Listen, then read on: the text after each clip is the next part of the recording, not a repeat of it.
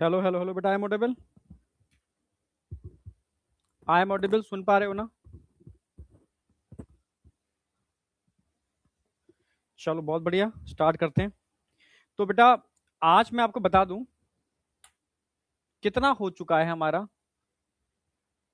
अच्छा, लिम्फ और circulatory pathway आज हमारा होना है। यानी लिम्फ से पहले ब्लड वाला पार्ट हमारा कंप्लीट हो चुका है। ब्लड वाले पार्ट तक अगर कोई भी डाउट है तो आप मुझसे एक बार पूछ सकते हो, ब्लड वाले पार्ट तक, ठीक है? हाँ। Good afternoon all of you, good afternoon बेटा, गुड आफ्टरनून। समझ में आ गया? हाँ, गुड आफ्टरनून। मुझे अब तुम्हारे कमेंट बहुत छोटे छोटे दिख रहे हैं, नहीं दिख पा रहा मैं, पास जाना पड़ता है देखने के लिए। तो गुड आफ्टरनून बेटा, good afternoon, good afternoon, good afternoon, ठीक है? बेटा अभी एनटी ने डिक्लेयर नहीं किया कि नीट ऑनलाइन होगा कि ऑफलाइन होगा, ठीक है? तो सबसे पहले मैं बात करता हूं। अच्छा, पहली स्लाइड आ गई। जो नए बच्चे हैं, जो आज और कल में ज्वाइन किए हैं, या जिन्होंने अभी इसको स्कैन करके एक फॉर्म फिल नहीं किया, वो फिल कर दें और इस ग्रुप को ज्वाइन कर लो। टेलीग्राम ग्रुप है आपके चैनल का। रिवीजन मैं लास्ट लेक्चर का ही कराऊंगा, जो कल कराया था। वो मेरा रूटीन चलेगा, रूटीन के अंदर पिछले लेक्चर का रिवीजन, देन कंटिन्यू आगे, ठीक है?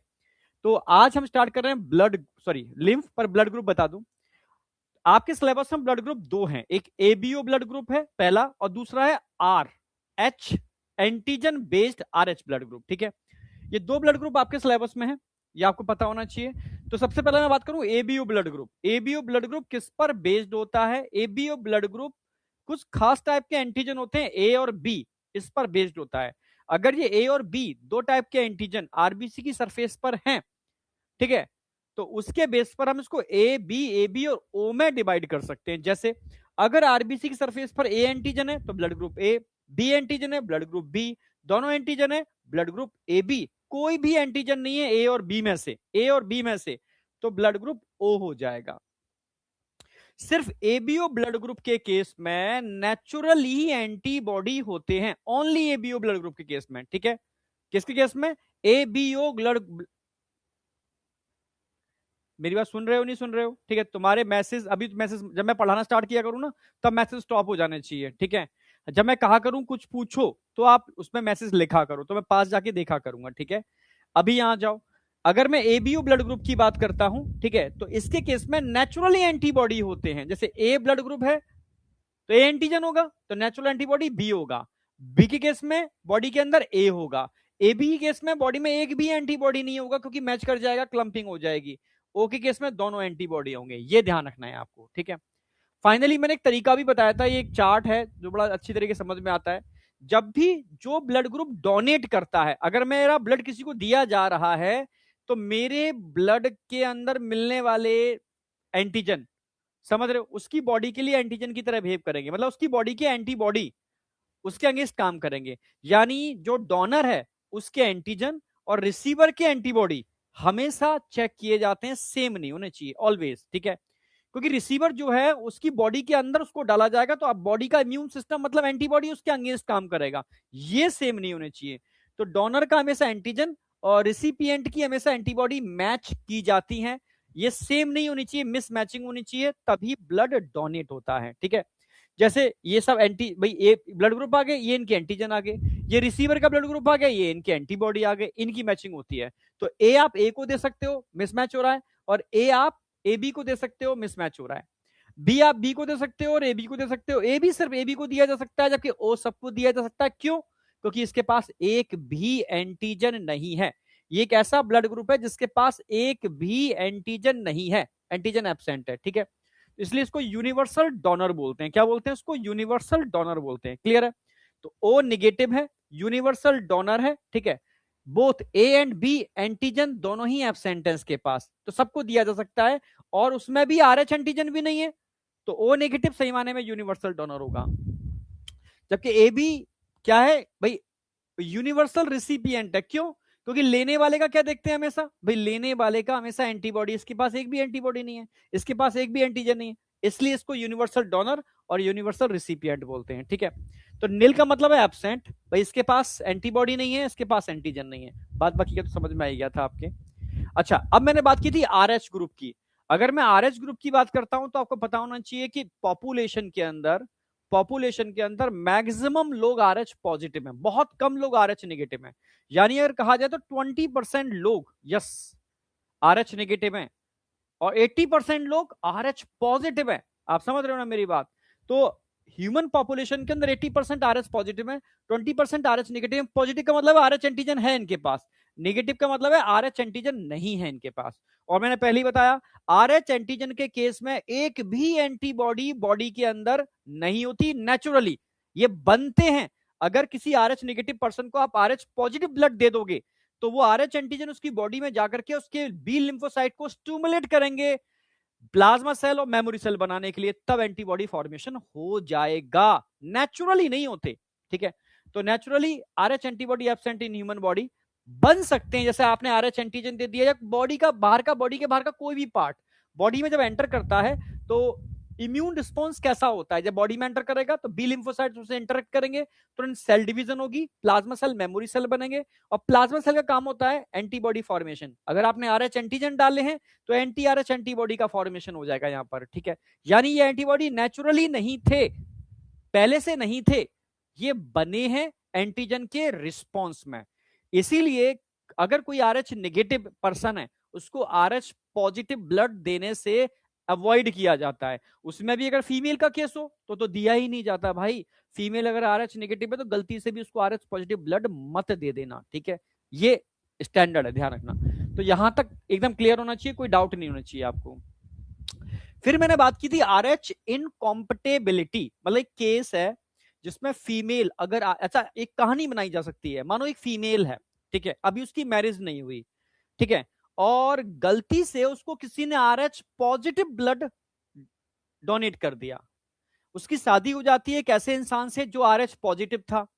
अब बताओ उसका पहला बेबी नॉर्मल होगा या पहले बेबी को एरेथ्रोब्लास्टोसिस फेटालिस हो जाएगा? अगर हाँ, उसका पहला बेबी नॉर्मल होगा या उसको एरेथ्रोब्लास्टोसिस फेटालिस हो जाएगा? जरा बताओ। नॉर्मल।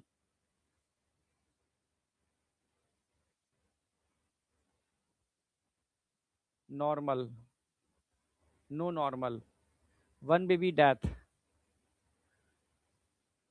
चलो सुनो मेरी बात, मैंने कहा ना उस फीमेल को अगर गलती से किसी ने RH पॉजिटिव ब्लड दे दिया तो उसके बॉडी के अंदर क्या बन जाएंगे? मेमोरी सेल बन जाएंगे। फिर उसकी शादी किसी RH पॉजिटिव इंसान से होती है, ठीक है, और उसका पहला बेबी अगर RH पॉजिटिव हो गया तो मर जाएगा, ठीक है। अब जब भी बेबी RH पॉजिटिव होगा सारे मारे जाएंगे, पहला दूसरा तीसरा। ट्रीटमेंट भी नहीं करा सकती वो। क्यों ट्रीटमेंट नहीं करा सकती? भाई ट्रीटमेंट तब होगा, भाई ट्रीटमेंट क्यों होता है? उस फीमेल के अंदर मेमोरी सेल ना बन जाए इसलिए ट्रीटमेंट कराया जाता है। पर मेमोरी सेल तो शादी से पहले ही बन चुके हैं, क्योंकि गलती कर चुके हैं। गलती क्या? उस नेगेटिव फीमेल को पॉजिटिव ब्लड ग्रुप चढ़ा करके, ठीक है। तो ये बहुत डेंजरस कंडीशन हो सकती है। यस, उसकी लाइफ के संग ये चीज बहुत गलत बात होगी ना। तो इसलिए कभी भी नेगेटिव फीमेल, किसी फीमेल का ब्लड ग्रुप नेगेटिव है तो गलती से भी उसको पॉजिटिव ब्लड ग्रुप डोनेट नहीं किया जाता। मतलब कुछ झोला छाप डॉक्टर की बात कर रहा हूं, वहां ऐसे केस हुए हैं। स्टैंडर्ड हॉस्पिटल या शहरों में तो ऐसा नहीं होता। जहां ग्रामीण क्षेत्र होते हैं वहां टाइप की चीजें हो जाती हैं बाय मिस्टेक, ठीक है। भाई अचानक इमरजेंसी है, जैसे नहीं देखा होगा आजकल, तुमने देखा होगा ग्रामीण क्षेत्रों में तो बड़ा ऐसे ही चल रहा है, ठीक है। कहीं कोई एक्सीडेंटल केस हो गया, भाई कौन शहर लेकर जाए, इतनी दूर है, भाई अपने गांव में है तो सही हो, डॉक्टर साहब कमरा खोल के बैठे हैं। तो उन्होंने जल्दी फल्दी मतलब कहीं से ब्लड अरेंज कराया, क्योंकि ये चीज हो रही है इतना जानते थे वो, ठीक है। उठा के चढ़ा दिया उन्होंने, ठीक है, नहीं ध्यान दिया नेगेटिव है पॉजिटिव है, बस ओ था वो मैच किया, उठा के चढ़ा दिया। तो ऐसी गलतियां अगर हो जाती हैं, ठीक है, तो फीमेल तो बच जाएगी पर उसका फ्यूचर के अंदर वो बेबी कंसीव नहीं कर पाएगी अगर उसकी मैरिज किसी RH पॉजिटिव से होती है तो उसके लिए RH नेगेटिव ब्लड का ढूंढना पड़ेगा। फिर समझ में आया? अब आ जाओ। तो भाई नॉर्मल केस में क्या होता है? भाई मदर RH नेगेटिव है और पहला बच्चा RH पॉजिटिव है, वो तब होगा जब हस्बैंड RH पॉजिटिव होगा। फर्स्ट में भी नॉर्मल हो जाएगा और ये फीमेल RH नेगेटिव है। नेगेटिव का मतलब है उसके अंदर कोई भी RH एंटीजन नहीं है, ठीक है, मतलब एंटीबॉडी नहीं है, ठीक है। RH एंटीजन नहीं है तो एंटीबॉडी भी नहीं है, एंटीबॉडी तो बनेगी नहीं, ठीक है। तो पहला बेबी नॉर्मल होगा पर अदर के अंदर ये मैकेनिज्म हो जाएगी एरेथ्रोब्लास्टोसिस, जिसमें जॉन्डिस और एनीमिया होता है। बट अगर ट्रीटमेंट करा लिया पहले के केस में तो आगे भी नॉर्मल होते चले जाएंगे, सेम चीजें अप्लाई होती चली जाएंगी।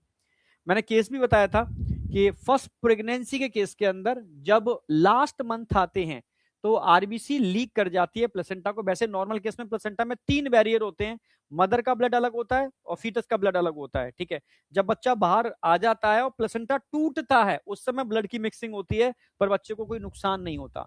फिर भी अगर लीकेज हो जाए तो भी खतरा नहीं है, क्योंकि लीकेज होने पर बी लिम्फोसाइट से इनका इंटरेक्शन होकर प्लाज्मा सेल, और प्लाज्मा सेल पहली बार किसी एंटीजन के एक्सपोज से जो एंटीबॉडी बनाते हैं वो आईजीएम होते हैं, हमेशा सबसे बड़े एंटीबॉडी होते हैं। ये प्लेसेंटा को क्रॉस नहीं कर सकते, इसलिए इनसे खतरा नहीं है। But subsequently second pregnancy conceive करती है और फिर आरबीसी लीक हो जाए, तो इस बार इस आरबीसी से बी लिम्फोसाइट इंटरेक्ट नहीं करेंगे, इस आरबीसी से जो इंटरेक्ट करेंगे वो मेमोरी सेल करेंगे, ठीक है।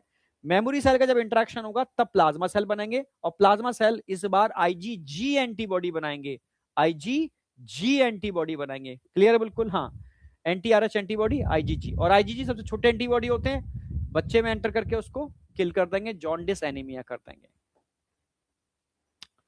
अब आ जाओ, this can be avoided by administering anti Rh antibody to the mother immediately after the delivery of first child. This can be avoided by, इसको रोका जा सकता है अगर पहले बेबी के केस में इमीडिएटली आपने क्या बना दिया, anti Rh antibody to the mother immediately after the delivery of the first child. Clear बिल्कुल? हाँ,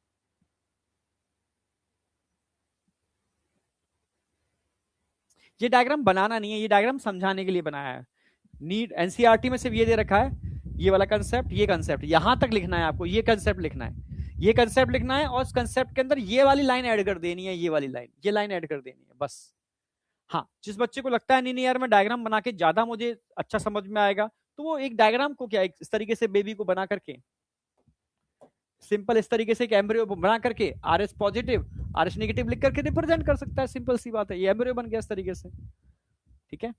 चलो अब आ जाओ, यहां तक कोई डाउट है किसी को?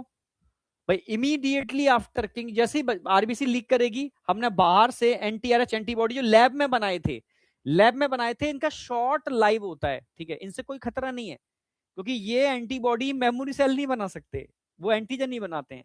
तो हमने तो एंटीबॉडी इंजेक्ट किए हैं जो इन सारे आरबीसी को न्यूट्रल कर देंगे, और बी लिम्फोसाइट इंटरेक्ट ही नहीं कर पाएंगे, यानी मेमोरी सेल बन ही नहीं पाएंगे, यानी सेकंड बेबी भी नॉर्मल हो जाएगा, ठीक है। और सेकंड के केस में अगर आपको थर्ड नॉर्मल हो जाएगा। इनको रोगम एंटीबॉडी या एंटी-आरएच एंटीबॉडी कहते हैं। अब बताओ, यहां तक किसी को कोई डाउट है? यस या नो? अब मुझे कमेंट बताओ, ठीक है। वीएमएस हो गया, वीएमएस, ठीक है।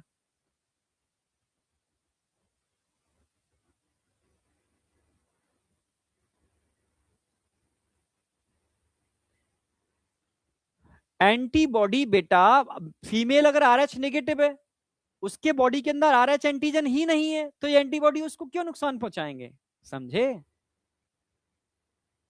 हाँ, डोपा का अनाउंसमेंट हो गया है बेटा, ठीक है, मैं तुम्हें बताना भूल गया, डोपा का अनाउंसमेंट हो चुका है। डोपा जो इनका वेदांतु का एक वो है जहां से चीजें सेल होती हैं, निकलती हैं, ठीक है, वहां पर आ गया है। वहां से कोई परचेस करेगा 3 से 4 दिन में उसको मिल जाएगा। इस वीक, मिड वीक, मतलब सॉरी इस वीक क्या, हाँ इस आ गया सैटरडे, कल सैटरडे, इस वीक के एंड तक यानी फ्लिपकार्ट अमेजॉन पर भी शो हो जाएगा, मतलब प्रिंट आके आ चुका है, और सैटरडे से डिस्पैच होना चालू हो जाएगा, मतलब नेक्स्ट वीक आपको डोपा मिल जाएगा।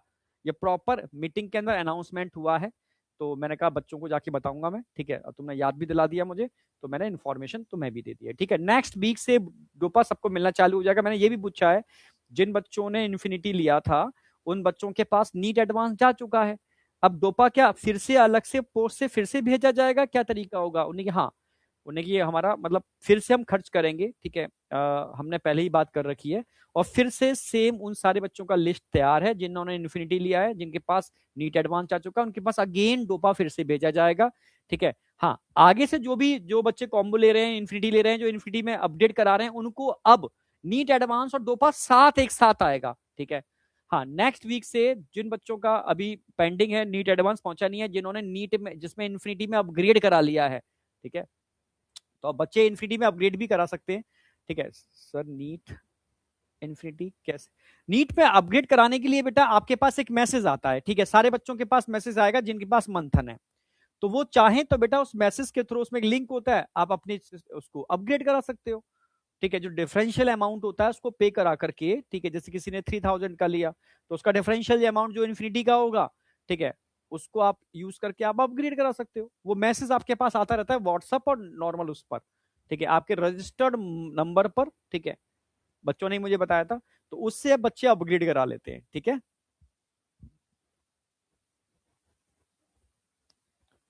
बीएमएस मतलब ब्रेन में सेट। अब चलते हैं आगे, ठीक है।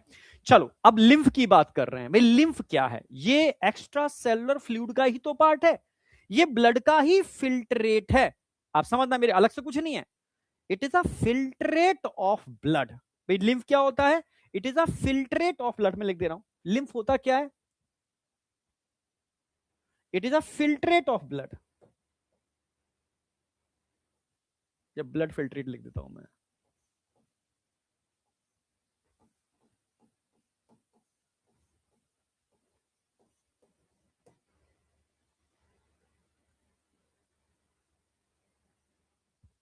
ब्लड फिल्ट्रेट है। कैसे बनता है? अब देखो, समझना मेरी बात। सबसे पहले मैं एक ब्लड वेसल्स बनाऊंगा, लिम्फ वेसल्स बना सकते हैं पहले।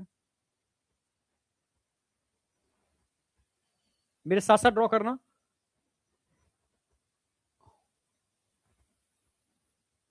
लिम्फ वेसल्स होगी, इसके अराउंड में एक ब्लड वेसल्स भी बना देता हूं। चलो मैं सिंपल ऐसे ही बना देता हूं।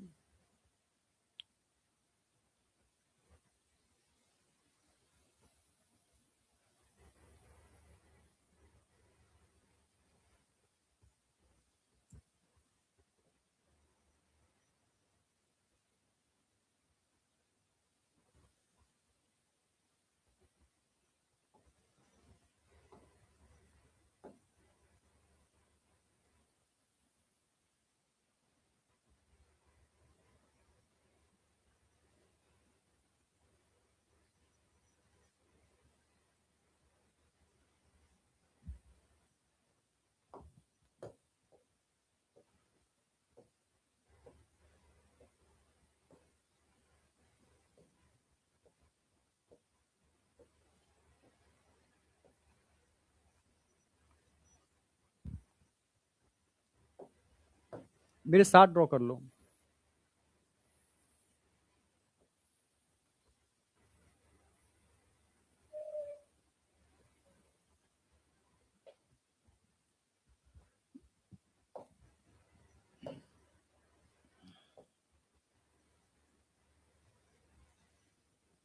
सेल्स हैं।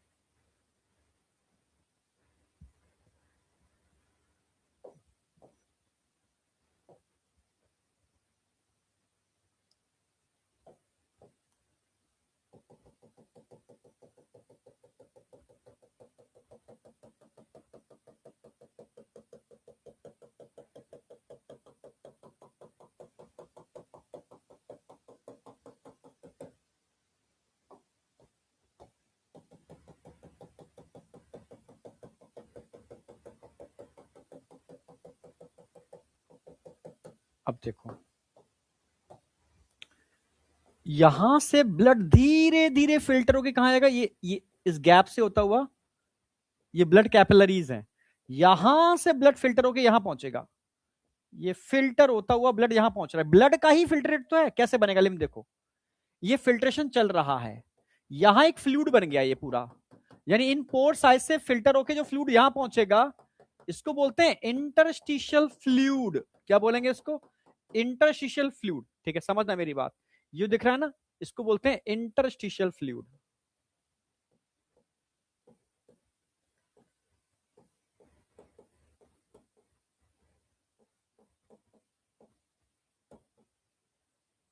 इंटरस्टिशियल फ्लूइड, ठीक है। हाँ बेटा, इंटरस्टिशियल फ्लूइड, और जो सेल है ना, ये इंटरस्टिशियल सेल है सारी की सारी, it is a interstitial cell.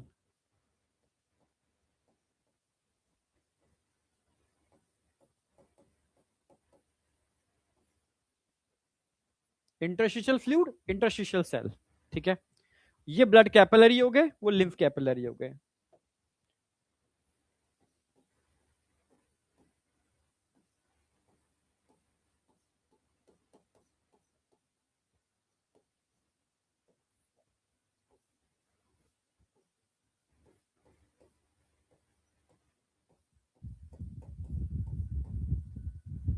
Blood capillary हो गए, ये लिम्फ कैपिलरी हो गए, ठीक है।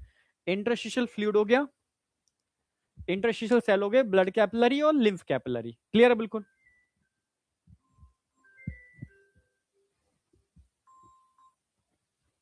यहां तक कोई डाउट नहीं होना चाहिए, ठीक है। यहां तक कोई डाउट नहीं होना चाहिए। अब क्या होगा, ये इंटरस्टिशियल फ्लूइड एक बार और यहां से होता हुआ फिर फिल्टर होगा, एक बार यहां से होता हुआ फिर फिल्टर होगा, एक बार ये यहां से फिल्टर होता हुआ फिर से एक बार फिल्टर होगा, ये फिल्टर फिर से फिल्टर हो रहा है, ये फिर से फिल्टर हो रहा है, अगेन एक बार फिर से फिल्टर हो रहा है, दो बार फिल्टर हो रहा है। अब जब फिल्टर होके यहां जो बनेगा, समझना, इसको बोलते हैं हम लिम्फ। यहां जो बन रहा है ना, ये जो बन रहा है यहां पर, इसको आप लिम्फ बोलोगे।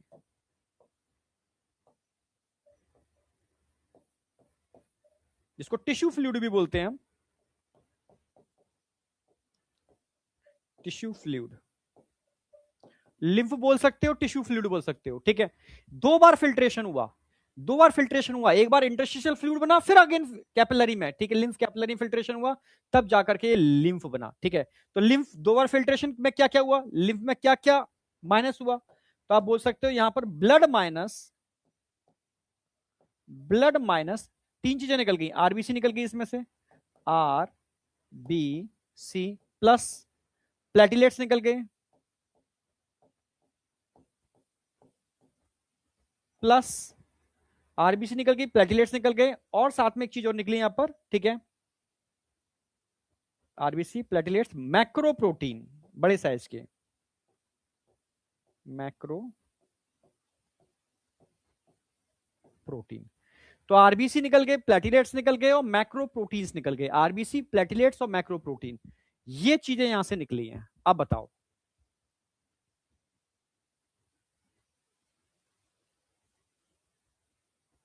बेटा, फीमेल में आरएच पॉजिटिव भी होता है, आरएच नेगेटिव भी होता है, मेल में भी आरएच पॉजिटिव हो सकता है, आरएच नेगेटिव हो सकता है, ये कहीं पर भी हो सकता है, सेक्स पर बेस्ड नहीं है। पर समस्या तब आती है जब कोई फीमेल आरएच नेगेटिव हो, उसका बच्चा आरएच पॉजिटिव हो। समझ में आया? तो ही केस आती है। हस्बैंड अगर आरएच पॉजिटिव है तो बच्चा आरएच नेगेटिव भी हो सकता है, पर पॉजिटिव होने की प्रोबेबिलिटी ज्यादा होती है, ठीक है, जेनेटिक्स के अकॉर्डिंग। तो ये समझ में आ गया? यहां तक कोई डाउट? तो लिम्फ क्या होता है? लिम्फ टिश्यू फ्लूइड कहते हैं, ठीक है। हाँ, टिश्यू फ्लूइड कहते हैं, आरबीसी नहीं होते, तो मतलब कलरलेस कह सकते हो, व्हाइट कलर कह सकते हो, ठीक है। ब्लड में से आरबीसी, प्लेटिलेट्स और मैक्रोप्रोटीन को निकाल दिया, तब बच गया lymph. Lymph act as middle man, जो लिम्फ होता है ना, एक्ट एज मिडिल मैन। भाई मिडिल मैन का मतलब है, भाई यहां जहां ब्लड नहीं पहुंचेगा, जहां तक ब्लड नहीं पहुंचेगा वहां ब्लड का फिल्ट्रेट पहुंचेगा। भाई जरूरी सब जगह ब्लड पहुंची जाए? हाँ। इंटरस्टिशियल सेल का मतलब है जो इंटरस्टिशियल स्पेस, ये स्पेस है भाई, दो के बीच का जो स्पेस है उसको इंटरस्टिशियल स्पेस कहते हैं। उन स्पेस में जो सेल मिल रही है उनको हमने इंटरस्टिशियल सेल बोल दिया। इन सेल के बीच में जो फ्लूइड धीरे धीरे बिल्कुल फाइन फ्लूइड आके डिपोजिट हो रहा है, उसको इंटरस्टिशियल फ्लूइड बोल दिया। इंटरस्टिशियल, दो चीजों के बीच मिलने वाली सेल, दो चीजों के बीच मिलने वाला स्पेस, दो चीजों के बीच मिलने वाला फ्लूइड, इंटरस्टिशियल फ्लूइड, ठीक है। तो act as lymph, act as lymph act as middleman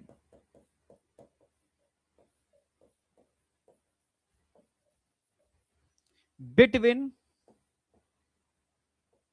किसके बीच में मिडिलमैन का काम करता है, ठीक है भाई, बिटवीन ब्लड एंड टिश्यू। भाई ब्लड से जो चीज वहां टिश्यू तक नहीं पहुंचेगी, ये मिडिलमैन लेके जाएगा। ब्लड एंड टिश्यू, ब्लड और टिश्यू के बीच में मिडिलमैन का काम करता है फॉर ट्रांसपोर्ट ऑफ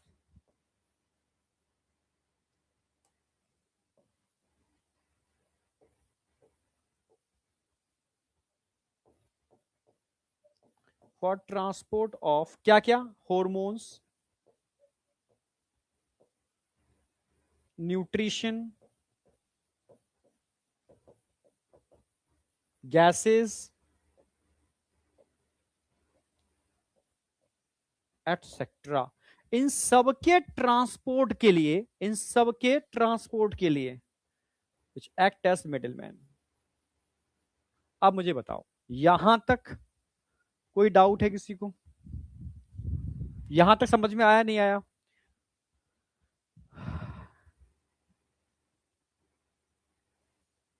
नहीं बेटा, नीट इन जो अल्टीमेट वाला बैच है ना, उसके अंदर कोई भी हार्ड मटेरियल नहीं है।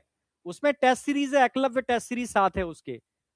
अल्टीमेट के साथ एकलव्य टेस्ट सीरीज है, और जो खाली इन्फिनिटी है उसके साथ टेस्ट सीरीज नहीं है, पर हार्ड मटेरियल यानी 4 बुक और 2 डोपा हैं, 6 बुक।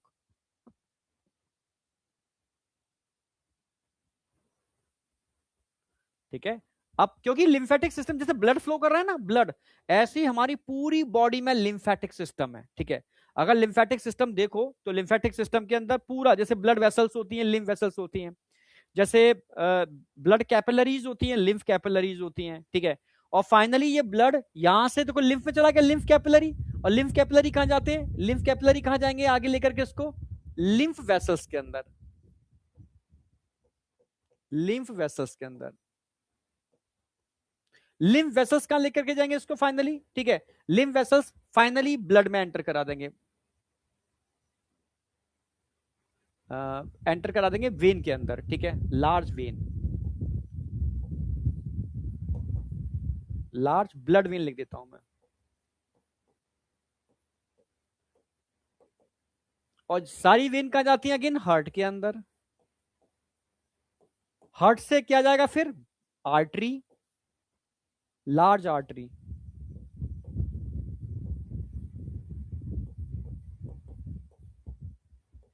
और आर्टरी से अगेन फिर से लिम्फ बन जाएगा, लिम्फ कैपिलरी। आर्टरी, आर्टरी से फिर लिम्फ बन जाएगा। लार्ज आर्टरी की जगह मैं बस आर्टरी लिख दे रहा हूं क्योंकि इससे समझ में आएगा आपको।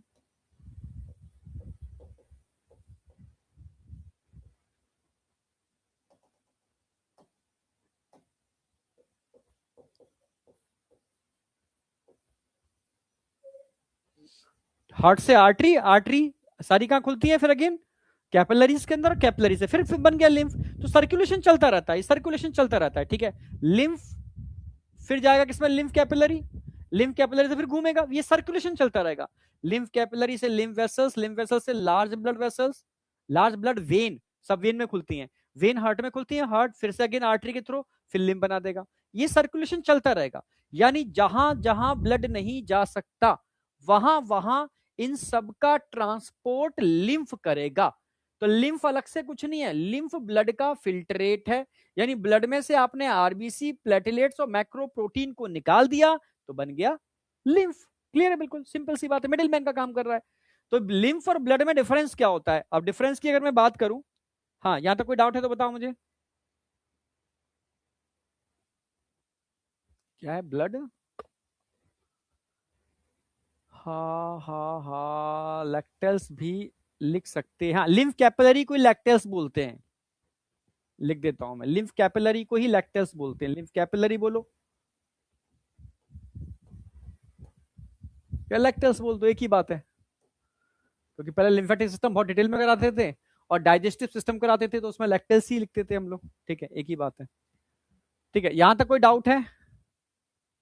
हाँ, अब डिफरेंस मैं लिखा रहा हूं, डिफरेंस लिखा रहा हूं, डिफरेंस लिखा रहा हूं, उससे क्लियरिटी आ जाएगी।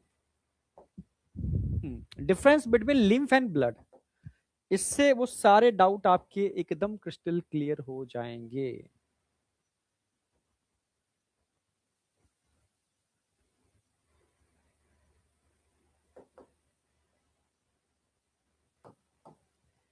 एकदम क्लियर हो जाएंगे। इधर मैं लिम्फ की बात करूंगा, उधर ब्लड की बात करूंगा। ठीक है। जब हम लिम्फ की बात कर लेते हैं,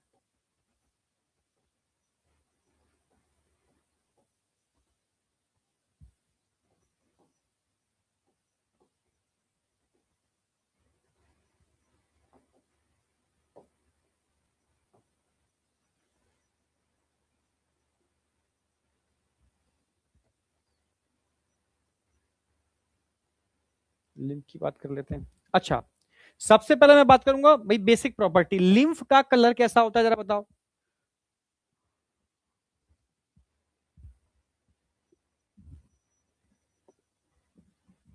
लिम्फ का कलर कैसा होगा जरा बताओ।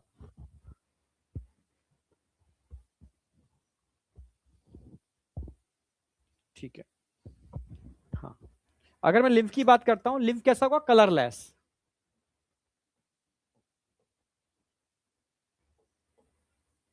क्यों होगा, due to absence of RBC, bracket में आरबीसी क्या होंगे यहां पर, एब्सेंट।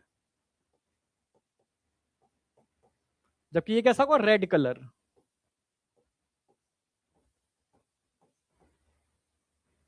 क्यों होगा रेड कलर, क्योंकि आरबीसी यहां पर प्रेजेंट होंगे।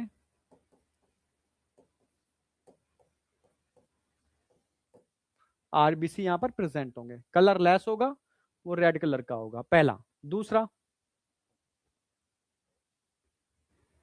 Colourless RBC absent, red colour RBC present. ठीक है, इसके अलावा दूसरा आपको ध्यान रखना है, लिम्फ के अंदर डब्ल्यूबीसी, डब्ल्यूबीसी बहुत ज्यादा होते हैं, ब्लड के अंदर डब्ल्यूबीसी कम होते हैं, डब्ल्यूबीसी कम होते हैं। अगर मैं लिम्फ की बात करता हूं तो आपको पता है कि लिम्फ के अंदर प्लेटिलेट्स नहीं होते, प्लेटिलेट्स एब्सेंट होते हैं, जबकि यहां पर प्लेटिलेट्स प्रेजेंट होते हैं। अगर मैं लिम्फ की बात करता हूं तो लिम्फ मैक्रोप्रोटीन,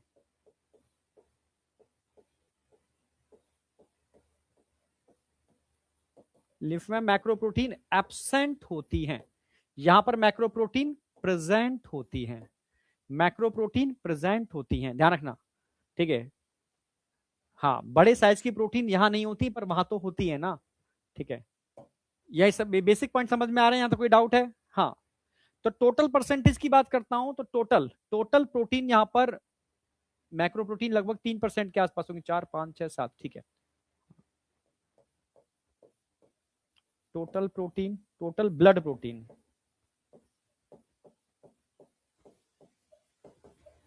मात्र 4% के आस पास होगा यहां पर, जबकि यहां पर 7% के आसपास होगा, 7% के आसपास होगा। यहां कौन सी प्रोटीन एब्सेंट होगी, ठीक है, आपको ध्यान रखना है, प्रोथोमिन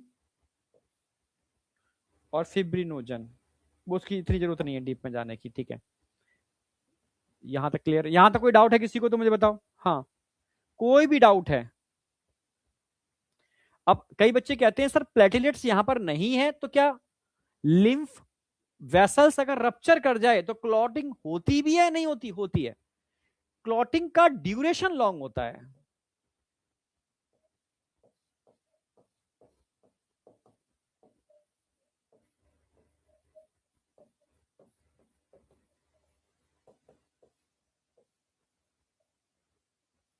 लॉन्ग क्यों होगा, लॉन्ग क्यों होगा, क्योंकि प्लेटिलेट्स यहां पर एब्सेंट होते हैं, इसलिए क्लॉटिंग ड्यूरेशन लॉन्ग होता है, जबकि वहां क्लॉटिंग ड्यूरेशन शॉर्ट होता है, क्योंकि प्लेटलेट्स प्रेजेंट होते हैं, फास्ट क्लॉटिंग हो जाती है। ये डिफरेंस है, इससे आपको क्लियरिटी आ गई होगी क्या है, कैसे ब्लड का फिल्ट्रेट है, इससे बाहर क्वेश्चन नहीं जाएगा कोई भी। ठीक है, यहां तक कोई डाउट है।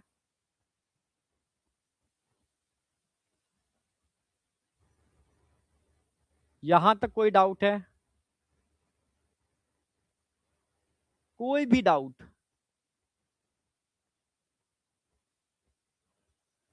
जहां लिम्फ जाता है, ऐसे बोलो जहां ब्लड जाता है, ठीक है, हाँ, कहीं कहीं ब्लड नहीं भाई, जहां बहुत छोटा सिस्टम होता है, बहुत फाइन नेटवर्क्स होते हैं, ठीक है, जहां जैसे मानो भाई, ये तो कोई कुछ क्वेश्चन है नहीं पूछने का, मोटा आदमी है, एक मोटा आदमी, ठीक है, बहुत पतली पतली गलियां हैं, वहां मोटा आदमी नहीं जा सकता, तो वहां उसके पैकेट को लेके कोई छोटा पतला सा आदमी होगा, वो उससे निकलेगा। और छोटी गलियां आ गई, वहां वो पतला आदमी है, उससे ही पतला कोई आदमी होगा, वहां से निकलेगा।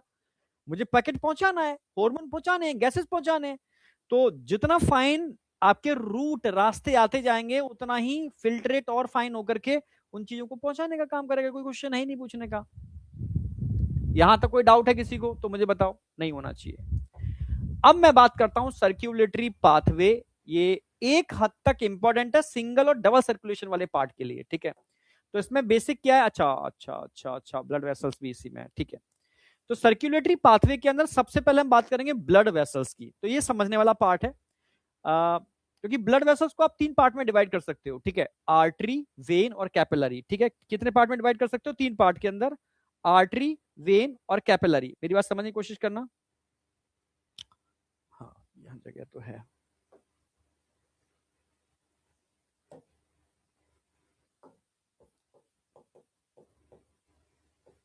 आर्टरी, वेन,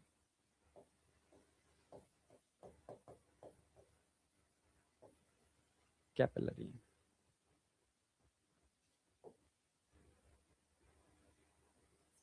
इसको तीन पार्ट में हम डिवाइड करेंगे, एक आर्टरी होगी, एक वेन होगी,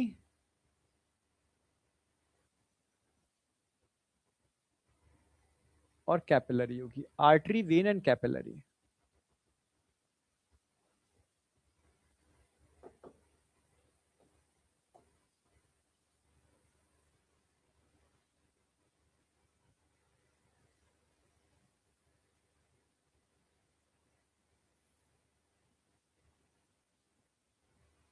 आर्टरी, वेन और कैपिलरी, ठीक है। अब देखते हैं, समझाता हूं मैं।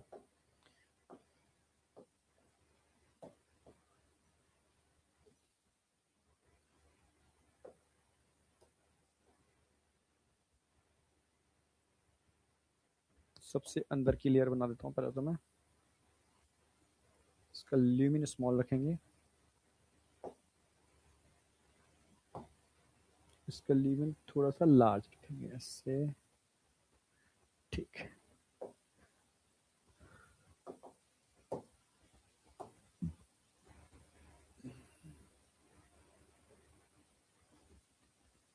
ट्यूनिक का मीडिया थोड़ा थिक कर देंगे,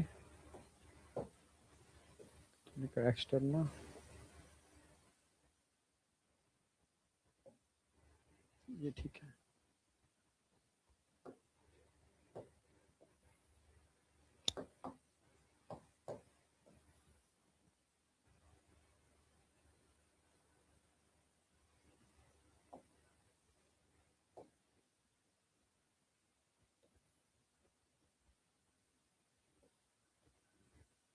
अब मेरे साथ ड्रॉ करो, ध्यान से देखना। यहाँ मिडिल लेयर काफी थिक है, आर्टरी, और ल्यूमिन छोटा है, इसका ल्यूमिन बड़ा है। ये मिडिल लेयर है, मिडिल लेयर यहाँ पर।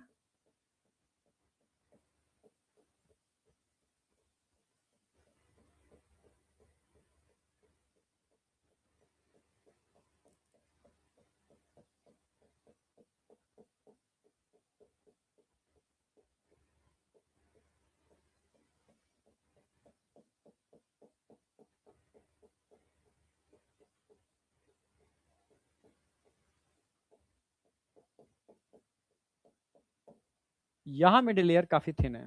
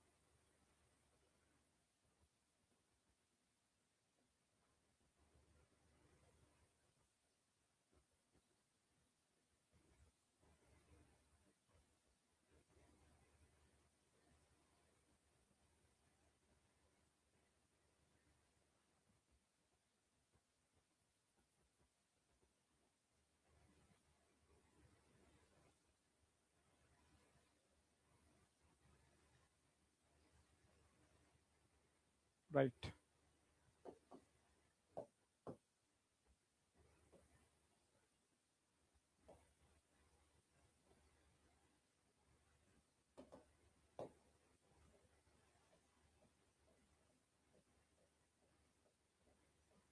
ड्रॉ कर लो फटाफट, है ना। अब एग्जैक्ट ध्यान ध्यान रखना है आपको चीजों के बारे में, ठीक है। बाहर वाला जो कोलिजन फाइबर है, ये फाइबरस टिश्यू होते हैं इसके अंदर, fibre, collision fibre, collision fibre, collision fibre, collision fibre, ये सब कोलिजन फाइबर से ध्यान रखना, collision fibres, collision fibre, collision fibre, ये सेम कंडीशन देखनी, ठीक है। तो अब एक एक करके आपको रिप्रेजेंट करना। सबसे ऊपर वाली लेयर होती है ना, उसको बोलते हैं ट्यूनिका, ट्यूनिका, ट्यूनिका, ट्यूनिका मतलब लेयर बाहर की है, तो ट्यूनिका एक्सटर्ना, और दोनों में होती है ट्यूनिका एक्सटर्ना, आर्टरी में भी होती है, वेन में भी होती है, ठीक है। और किस नेचर की होती है भाई, क्या है, आप बोलोगे कोलेजन फाइबर होते हैं।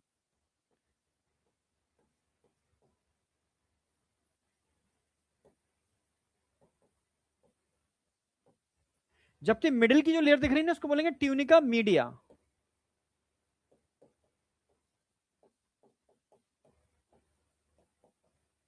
मिडिल वाली ट्यूनिका मीडिया है, ठीक है। ये स्मूथ मसल्स हैं,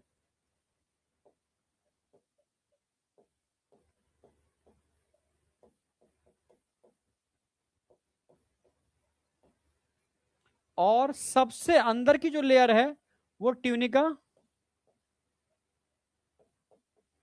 एक्सटर्ना है, सॉरी इंटरना, ट्यूनिका इंटरना। सबसे अंदर की जो लेयर है वो ट्यूनिका इंटरना है, सबसे अंदर वाली लेयर। ये एपिथेलियल टिश्यू होते हैं, epithelial tissue,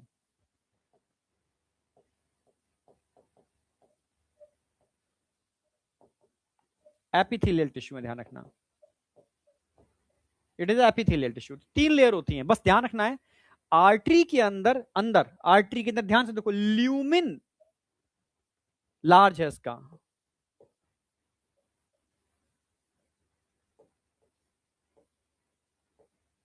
sorry small, comparative when, जबकि वेन में ध्यान से देखोगे इसका ल्यूमिन बहुत बड़ा है,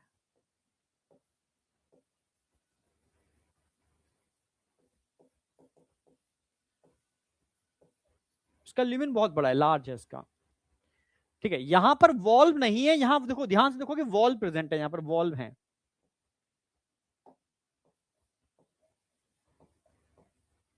वॉल्व यहां पर प्रेजेंट है, बट यहां पर वॉल्व प्रेजेंट नहीं है, ध्यान रखना। हाँ स्मॉल है, लार्ज है, यहां वॉल्व का अंतर आ रहा है, ठीक है। अब ध्यान से देखोगे ट्यूनिका मीडिया,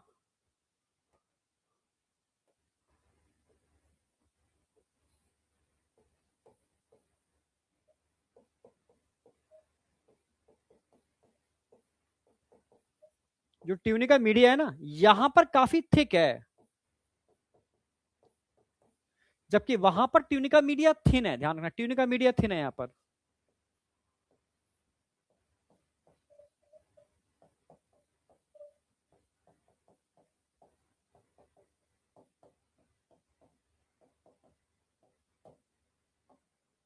थिन है यहां पर, ठीक है, ठीक है। अगर हम बात करते हैं, समझना थिक क्यों है, क्योंकि यहां ब्लड प्रेशर, ल्यूमिन छोटा है, ये थिक, ल्यूमिन स्मॉल की से क्या होगा, बीपी हाई हो जाएगा, ब्लड प्रेशर ज्यादा होगा, ब्लड प्रेशर यहां पर हाई होगा। क्यों हाई होगा, क्योंकि ल्यूमिन छोटा है, तो हाई प्रेशर से ब्लड निकलेगा, यहां ल्यूमिन बड़ा है तो ब्लड प्रेशर लो होगा, ब्लड प्रेशर लो होगा, ये ध्यान रखना आप, ठीक है। अब प्रेशर हाई है, इसको हाई प्रेशर को झेलने के लिए मीडिया यहां पर थिक होगा, यहां प्रेशर लो है तो ट्यूनिका मीडिया थिन होगा, सिंपल सी बात है। यहां पर हार्ट होता है, हार्ट से ब्लड पंप करता है, इसलिए वॉल्व नहीं होते, यहां वॉल्व होते हैं। क्यों होते हैं वॉल्व, आपसे पूछा वॉल्व क्यों होते हैं वेन के पास, आर्टरी में नहीं होते, क्योंकि यहां पर हार्ट एब्सेंट होता है, हार्ट एब्सेंट होता है। भाई हार्ट का कनेक्शन वेन से नहीं होता, मतलब हार्ट वेन में ब्लड पंप नहीं करता, हार्ट आर्टरी में ब्लड पंप करता है, तो वेन में ब्लड कैसे फ्लो होगा? इनवॉल्व और सेल्फ कॉन्ट्रैक्शन की एबिलिटी से, समझे? हार्ट एब्सेंट है इसलिए वॉल्व प्रेजेंट है, ठीक है। तो वेन में जो वॉल्व होते हैं वो हार्ट की तरह ही काम करते हैं जो हार्ट के वॉल्व होते हैं, ठीक है, यूनिडायरेक्शनल फ्लो में हेल्प करते हैं। तो ये डिफरेंस हो गए, सारे पॉइंट मैंने कवर कर दिए इसके अंदर, ठीक है। अब कैपिलरी में एक ही लेयर होती है, सिंगल लेयर होती है, इसको हम एंडोथेलियम बोलते हैं। सिंगल लेयर होती है जिसको हम बोलते हैं एंडोथेलियम।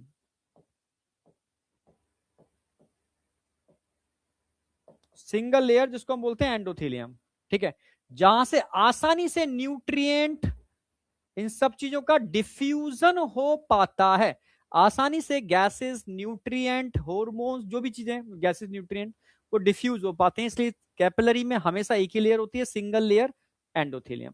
ये पूरा आप नोट कर लो उसको, आप इसको नोट करो पूरा का पूरा।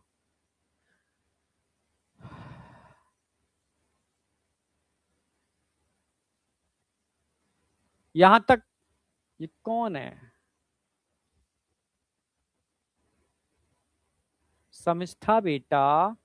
इंटरस्टिशियल फ्लूइड में क्या क्या होगा? इंटरस्टिशियल फ्लूइड और लिम्फ एक ही जैसा ही होता है, ज्यादा अंतर नहीं होता, वो थोड़ा और मतलब उसमें चीजें और थोड़ी सी फाइन हो जाती हैं, बस इंटरस्टिशियल फ्लूइड इतना समझो लिम्फ ही है एक तरीके से। समझा क्या? दूं हर चीज तो लिख दी है मैंने, अब भी समझ में कि समझ में आ रही है क्या?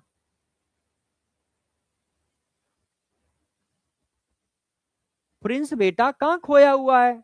अभी बताया तो है भाई, वेन के पास हार्ट नहीं है इसलिए वॉल्व है, आर्टरी के पास हार्ट होता है इसलिए वॉल्व नहीं होते, क्योंकि हार्ट अपने पंपिंग मशीन से ब्लड को फ्लो कराता है आर्टरी में, पर वेन के अंदर ब्लड फ्लो कराने के लिए हार्ट तो होता नहीं है, तो सेल्फ कॉन्ट्रेक्शन करती है, वॉल्व होते हैं, कॉन्ट्रैक्ट करती है तो बॉल खुलते हैं, ब्लड ऊपर जाता है, फिर बॉल बंद हो जाते हैं, फिर नीचे नहीं आ पाता, फिर कॉन्ट्रैक्ट करते हैं, वॉल्व ऊपर, समझ रहे हो? तो वॉल्व और कॉन्ट्रैक्शन की वजह से धीरे धीरे वेन्स के अंदर ब्लड फ्लो होता है, आर्टरी में नहीं होता, कि यहाँ हार्ट एब्सेंट होता है, यहाँ तो हार्ट होता है इसलिए वॉल्व नहीं होते। अब बताओ, सारे पॉइंट्स मैंने कवर कर दिए हैं, ऐसी कोई पॉइंट नहीं है जहां से क्वेश्चन आए और आप ना कर पाओ, ठीक है, कोई भी ऐसा पॉइंट कुछ भी है तो मुझे बताओ।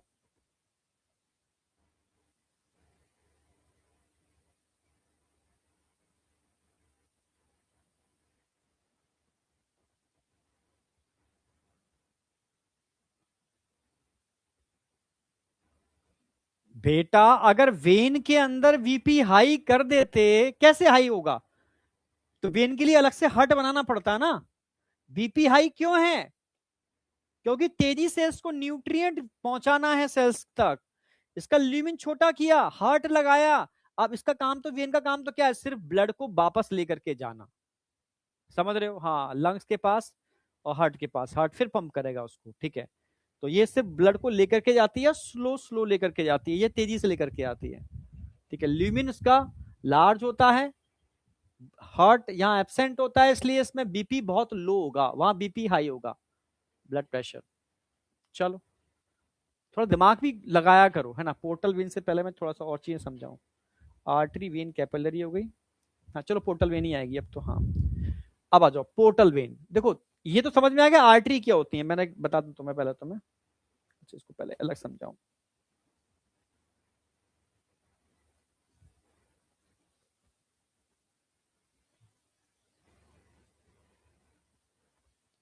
समझने की कोशिश करना।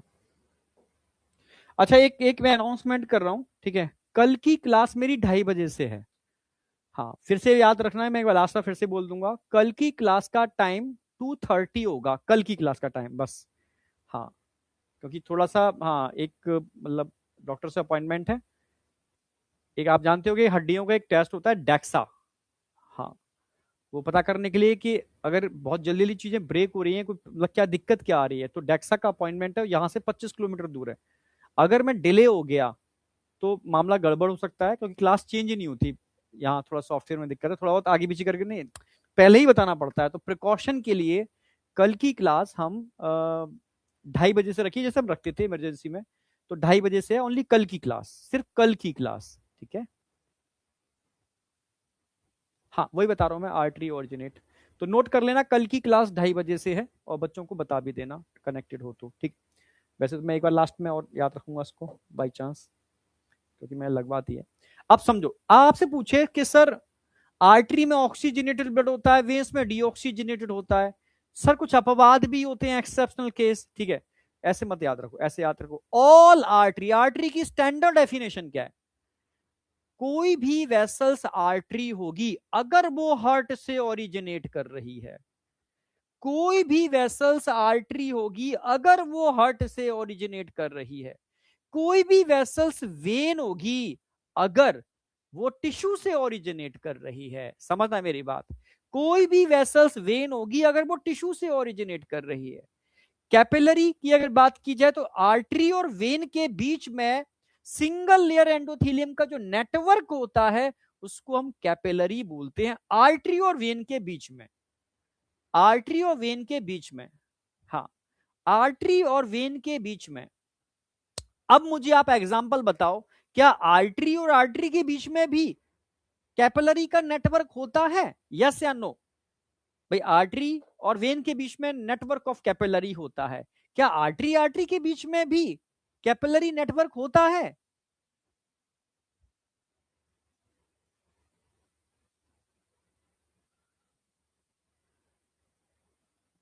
जल्दी बताओ।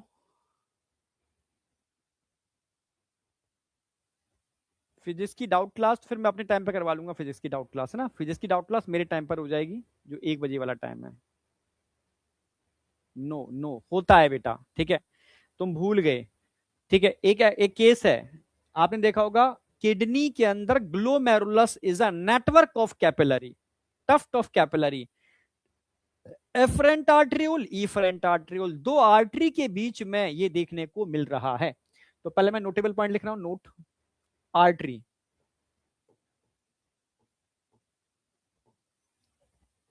All artery originate from heart, all artery without any exceptional, all artery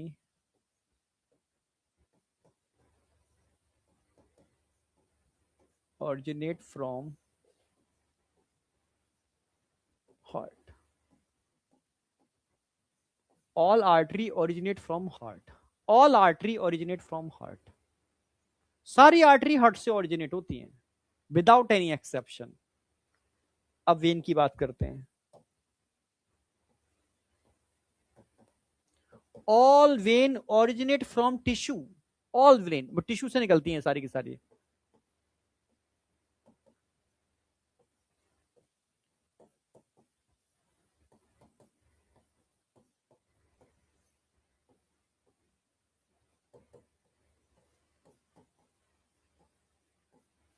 all when originate from tissue, सारी की सारी वेन टिश्यू से ओरिजिनेट होती हैं। All when originate from tissue, सारी की सारी वेन टिश्यू से ओरिजिनेट होती हैं, सारी की सारी वेन, ठीक है। अब मैं कैपिलरी की बात करता हूं।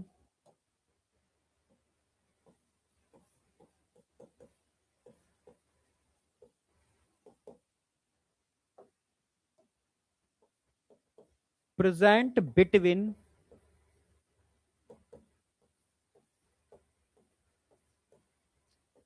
आर्टरी एंड वेन, आर्टरी और वेन के बीच में कैपिलरी होती है हमेशा, ठीक है, एक्सेप्ट, एक्सेप्शनल केस तो है,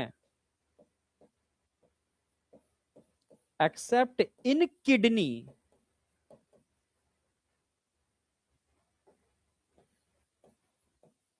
इन किडनी।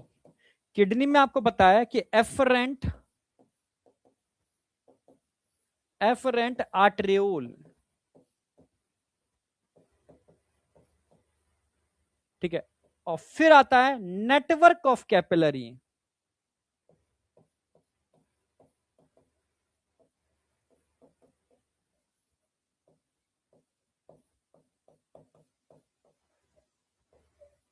और फिर नेटवर्क ऑफ कैपिलरी कहां खोल देगा? इफरेंट आर्टरियोल के अंदर, इफरेंट आर्टरियोल। एफरेंट आर्टरियोल और इफरेंट आर्टरियोल के बीच में आपको मिलता है नेटवर्क ऑफ कैपिलरी। यस, इन दोनों आर्टरियोल के बीच में आपको मिलेगा नेटवर्क ऑफ कैपिलरी। यानी ये एक्सेप्शनल केस है किडनी के अंदर, ठीक है, एफरेंट और इफरेंट आर्टरी के बीच में नेटवर्क ऑफ कैपिलरी, सारी की सारी कैपिलरी आर्टरी और वेन के बीच में होती है। अब तीसरी बात करूंगा मैं, अच्छा ये एक चीज और, ठीक है, और all artery originate from heart, ठीक है, and open in tissue, open in tissue,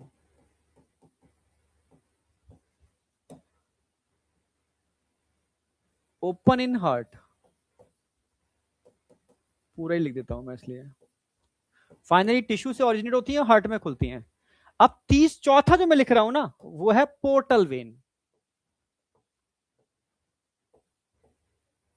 portal vein. इसकी खास बात क्या है, इसका हार्ट से कोई कनेक्शन नहीं है, ये tissue present between tissue,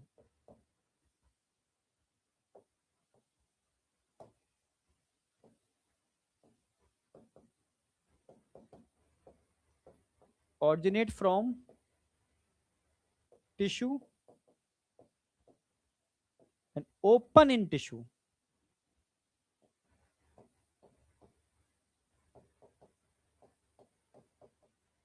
tissue से निकलेगी, टिश्यू में ही खुलेगी, यानी यहां हार्ट का कोई कनेक्शन ही नहीं है। इसको मैं डायग्रामेटिकली दिखाऊंगा सारा का सारा, प्रॉपर प्रॉपर डायग्रामेटिकली दिखाऊंगा पोर्टल वेन।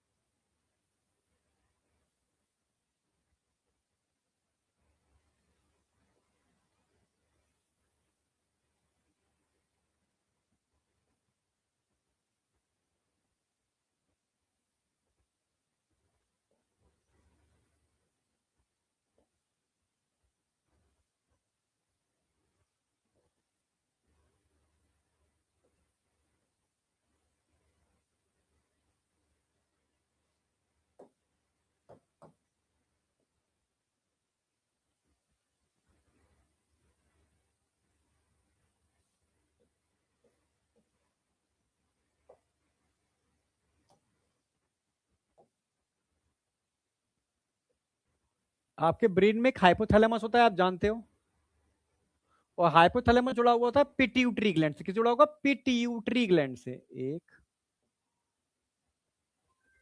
और दो,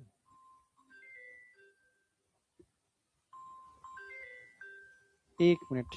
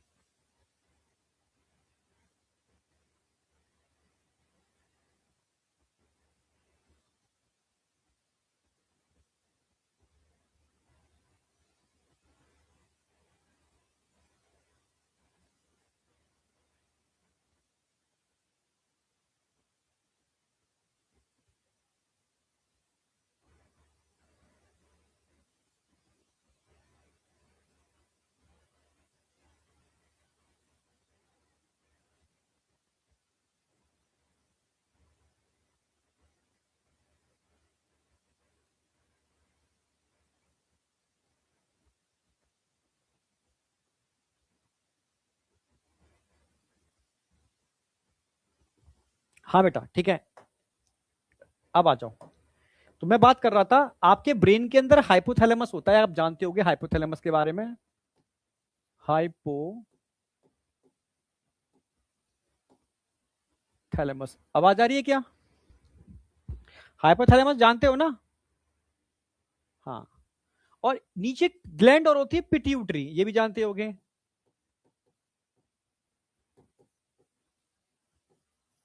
तो हाइपोथैलेमस और पिट्यूटरी के बीच में एक नेटवर्क ऑफ कैपिलरी होता है। यस, ये नेटवर्क ऑफ कैपिलरी, ये ये कैपिलरी टिश्यू, कैपिलरी। और ये कैपिलरी फिर से अगेन एक वेन बनाते हैं। ये आती है वेन कहां पर? ये और फिर से ये आकर के कहां खुल गई? पिट्यूटरी में खुल गई। अब देखो, कैपिलरी से कैपिलरी के बीच में आपको ये वेन देखने को मिल रही है, हाइपोथैलेमस और पिट्यूटरी को कनेक्ट कर रही है। ऐसे ही आपका जिगर, जिगर तो आप जानते ही होंगे। ऐसे ही आपका जिगर होता है, अरे ऐसे ही आपका एक जिगर होता है।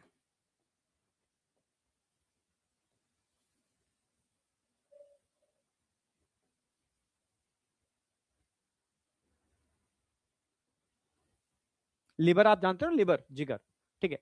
ऐसे ही लिवर और इंटेस्टाइन को जोड़ने के लिए भी सेम ऐसा ही स्टमक से निकलता है। ये कुछ पूछा गया है, कहां कहां से निकलता है? गट में। ये स्टमक से ये सिस्टम बनेगा, स्टमक के बीच में बनेगा ये ऐसे। ऐसे स्प्लीन भी इसमें कवर्ड होगा, स्प्लीन भी इसमें कवर्ड होगा। स्प्लीन, स्प्लीन स्टमक से निकलेगा और ये स्प्लीन से निकला। इसमें इंटेस्टाइन, इंटेस्टाइन से भी निकलता है, ये इंटेस्टाइन से भी निकल रहा है, ये इंटेस्टाइन से भी निकल रहा है। और ये फाइनली ये, तो आपका स्टमक, स्प्लीन, इंटेस्टाइन इनसे कवर्ड होकर के इन सब से मिलकर के अगेन एक वेन बनती है।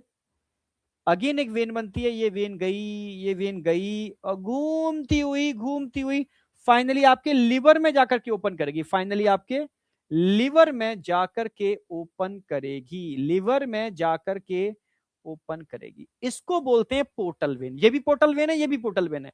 तो हमारी बॉडी के अंदर दो पोर्टल वेन मिलती हैं, समझने की कोशिश करना। ये आपका ब्रेन हो गया, ये आपका ब्रेन हो गया, ये इंसान है, ये इसका ब्रेन है।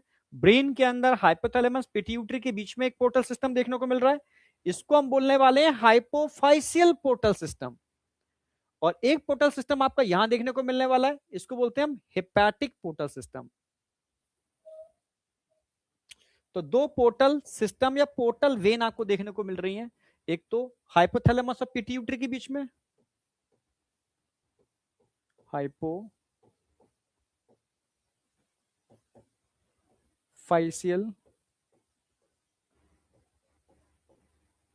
पोर्टल वेन, और एक आपकी गट और लिवर के बीच में, लिवर है ये, लिवर, ठीक है।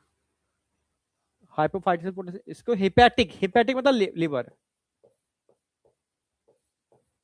Hepatic portal vein, hepatic portal vein, hepatic portal vein, hypophyseal portal vein और हेपेटिक पोर्टल वेन। ये दो टाइप के पोर्टल वेन आपके बॉडी के अंदर होते हैं। आपके लिवर और आपकी गट, आप जो भी खाते हो वो एब्जॉर्ब होके कहां जाएगा? आपके लिवर के पास। आपने जो भी खाया, जो भी आपने खाया वो एब्जॉर्ब होके कहां जाएगा? सीधा आपके लिवर के पास। तो लिवर डिसाइड करेगा भी कितना मुझे बॉडी में कहां भेजना है। तो सबसे पहले लिवर के पास ले जाने का काम यही पोर्टल वेन करती है, हेपेटिक पोर्टल वेन। और हाइपोथैलेमस और एंटीरियर पिट्यूटरी के बीच में जो होती है, हाइपोफिशियल पोर्टल वेन। तो ये टोटल बॉडी का सिस्टम है बेटा। जिगर मतलब तेरा लिवर, ठीक है। कहते हैं तेरे जिगरे में कितना दम है, सुना होगा, ठीक है। जब तुम कहते हो ना जिगरे में कितना दम है, तो जिसका जिगर जितना स्ट्रांग होता है ना, उसकी बॉडी में उतनी ही पावर ज्यादा होती है। क्योंकि जिसका लिवर जितना स्ट्रांग होता है ना, वो समझ रहे हो, मट्ठा पी करके भी, सूखी रोटी खा करके भी फौलाद जैसा बन सकता है। और जिसका लिवर यानी जिगर जितना वीक होगा, कमजोर होगा, खराब होगा, उसको कुछ भी मेवाएं खिला लो, अच्छी अच्छी चीजें खिला लो, वो डाइजेस्ट ही नहीं कर पाएगा, ठीक है। तो वो बात नहीं आएगी। तो लिवर आपका स्ट्रांग होना बहुत जरूरी है। प्लस लिवर एक बॉडी का ऐसा ऑर्गन है जो खुद अपने को रिपेयर कर लेता है। हाँ, एक लिवर ही एक ऐसा ऑर्गन है जिसको काट दिया जाए तो फिर से अपने को बना लेता है, समझ रहे हो ना। इसलिए तुम सब अपने मम्मी पापा के लिवर के टुकड़े हो, क्योंकि लिवर के दो टुकड़े होते हैं, एक बड़ा एक छोटा, ठीक है। पर कई मम्मी पापा को पता नहीं होता, वो जिगर को हार्ट समझते हैं, ठीक है, कि भाई तू तो मेरे दिल का टुकड़ा है। दिल के टुकड़े होते ही नहीं है, टुकड़े लिवर के होते हैं। नहीं आया क्या? और लिवर की खूबसूरत, भाई लिवर कभी मर इमोर्टल है एक तरीके से, मानो कि काट दो फिर से बन जाएगा, काट दो फिर से बन जाएगा। तो लिवर में अपने में बहुत खूबसूरती है भाई। लिवर को स्ट्रांग बनाने का एक ही तरीका है, ये अपने को खुद स्ट्रांग बनाता है, बस उसको स्ट्रांग बनाने का टाइम दो। समझ रहे हो? देखो, एक तो स्ट्रेस लिवर को खत्म कर देता है, तो स्ट्रेस नहीं देना चाहिए। और खाने पीने की बात की जाए तो आप जंक फूड खाना छोड़ दो, लिवर हेल्दी हो जाएगा। आप नेचुरल फूड खाना स्टार्ट कर दो, लिवर हेल्दी हो जाएगा। आप हफ्ते में एक दिन लिवर को रेस्ट दो, कि तू एक दिन आराम कर, अपने को रिपेयर कर, अपने को मजबूत कर। मैं कुछ नहीं खाऊंगा, फास्ट रखूंगा, तू अपने को मजबूत कर, तुझे टाइम दिया जा। वो अपने को मजबूत कर लेता है। तो लिवर ही एक ऐसा ऑर्गन है बस जो फास्टिंग करने से मजबूत होता है। लिवर एक ऐसा ऑर्गन है, ठीक है, जिसको आप टॉक्सिक चीजें मत खिलाओ, मतलब आप मत खाओ बाहर का डिब्बे बंद वाला फूड। घर का आप खाना खाओ सारा का सारा, ठीक है, आप बढ़िया, लिवर मस्त रहेगा, जबरदस्त रहेगा। नहीं आया क्या? हाँ, लिवर की अपनी खास बात है। कभी देखा होगा लोगों को पीलिया हो जाता है, झाड़ फूंक कराने जाते हैं, ठीक है, तो तुम्हें लगता है झाड़ उतर भी जाता है, मतलब जो जॉन्डिस है सही भी हो जाता है, ठीक है। एक बार ऐसा मेरे संग भी हुआ था, तो पहले मैं भी शॉक था कि ये क्या चक्कर है भाई, ये क्या है, मैं समझ ही नहीं पा रहा हूँ। तो पी लिया हुआ तो घर में, तो मैं भी गया, सुबह के 4 बजे बुलाते हैं वो, ठीक है, जो झाड़ फूंक करने वाले थे। मैं भी देखा जा करके, तो उन्होंने हाँ कर दिया है बस, ठीक है अब ले जाओ। पर एक चीज का ध्यान रखना, तो उन्होंने कि हाँ क्या, कि इसको तला हुआ कुछ देना नहीं है, ठीक है, झाड़ फूंक काम नहीं करेगी, हाँ साहब, और क्या, ठीक है, इसको अभी बाहर का नहीं खिलाना, इसको ये खिलाना है बस, और इतने से इतने बजे की चीज में इसको कुछ नहीं खिलाना। तो मैंने कहा भाई झाड़ फूंक की जरूरत क्या थी, ये तुम घर पे ही कर लेते तो अपने आप सही हो जाता। समझ में आया? क्योंकि पीलिया लिवर की वजह से होता है भाई, जॉन्डिस लिवर की वजह से होता है। लिवर के लिए आप नॉर्मल किसी को भी जॉन्डिस हो ये काम कर लो, ठीक है, उसको रेस्ट दो, उसको डिटॉक्सी, मतलब लिवर को जो टॉक्सिक आप कीजिए, डिटॉक्सीफायर आते हैं, डिटॉक्सीफायर खिलाओ उसको, ठीक है। हाँ, समझ गए ना मेरी बात? हाँ, जैसे जैसे आगरा है, मैं आगरा से रहने वाला हूँ, यूपी में। तो वहां पर पेठा होता है, पेठा बड़ा मीठा होता है, ठीक है, मतलब खाने में बड़ा टेस्टी होता है, उसको बनाया जाता है।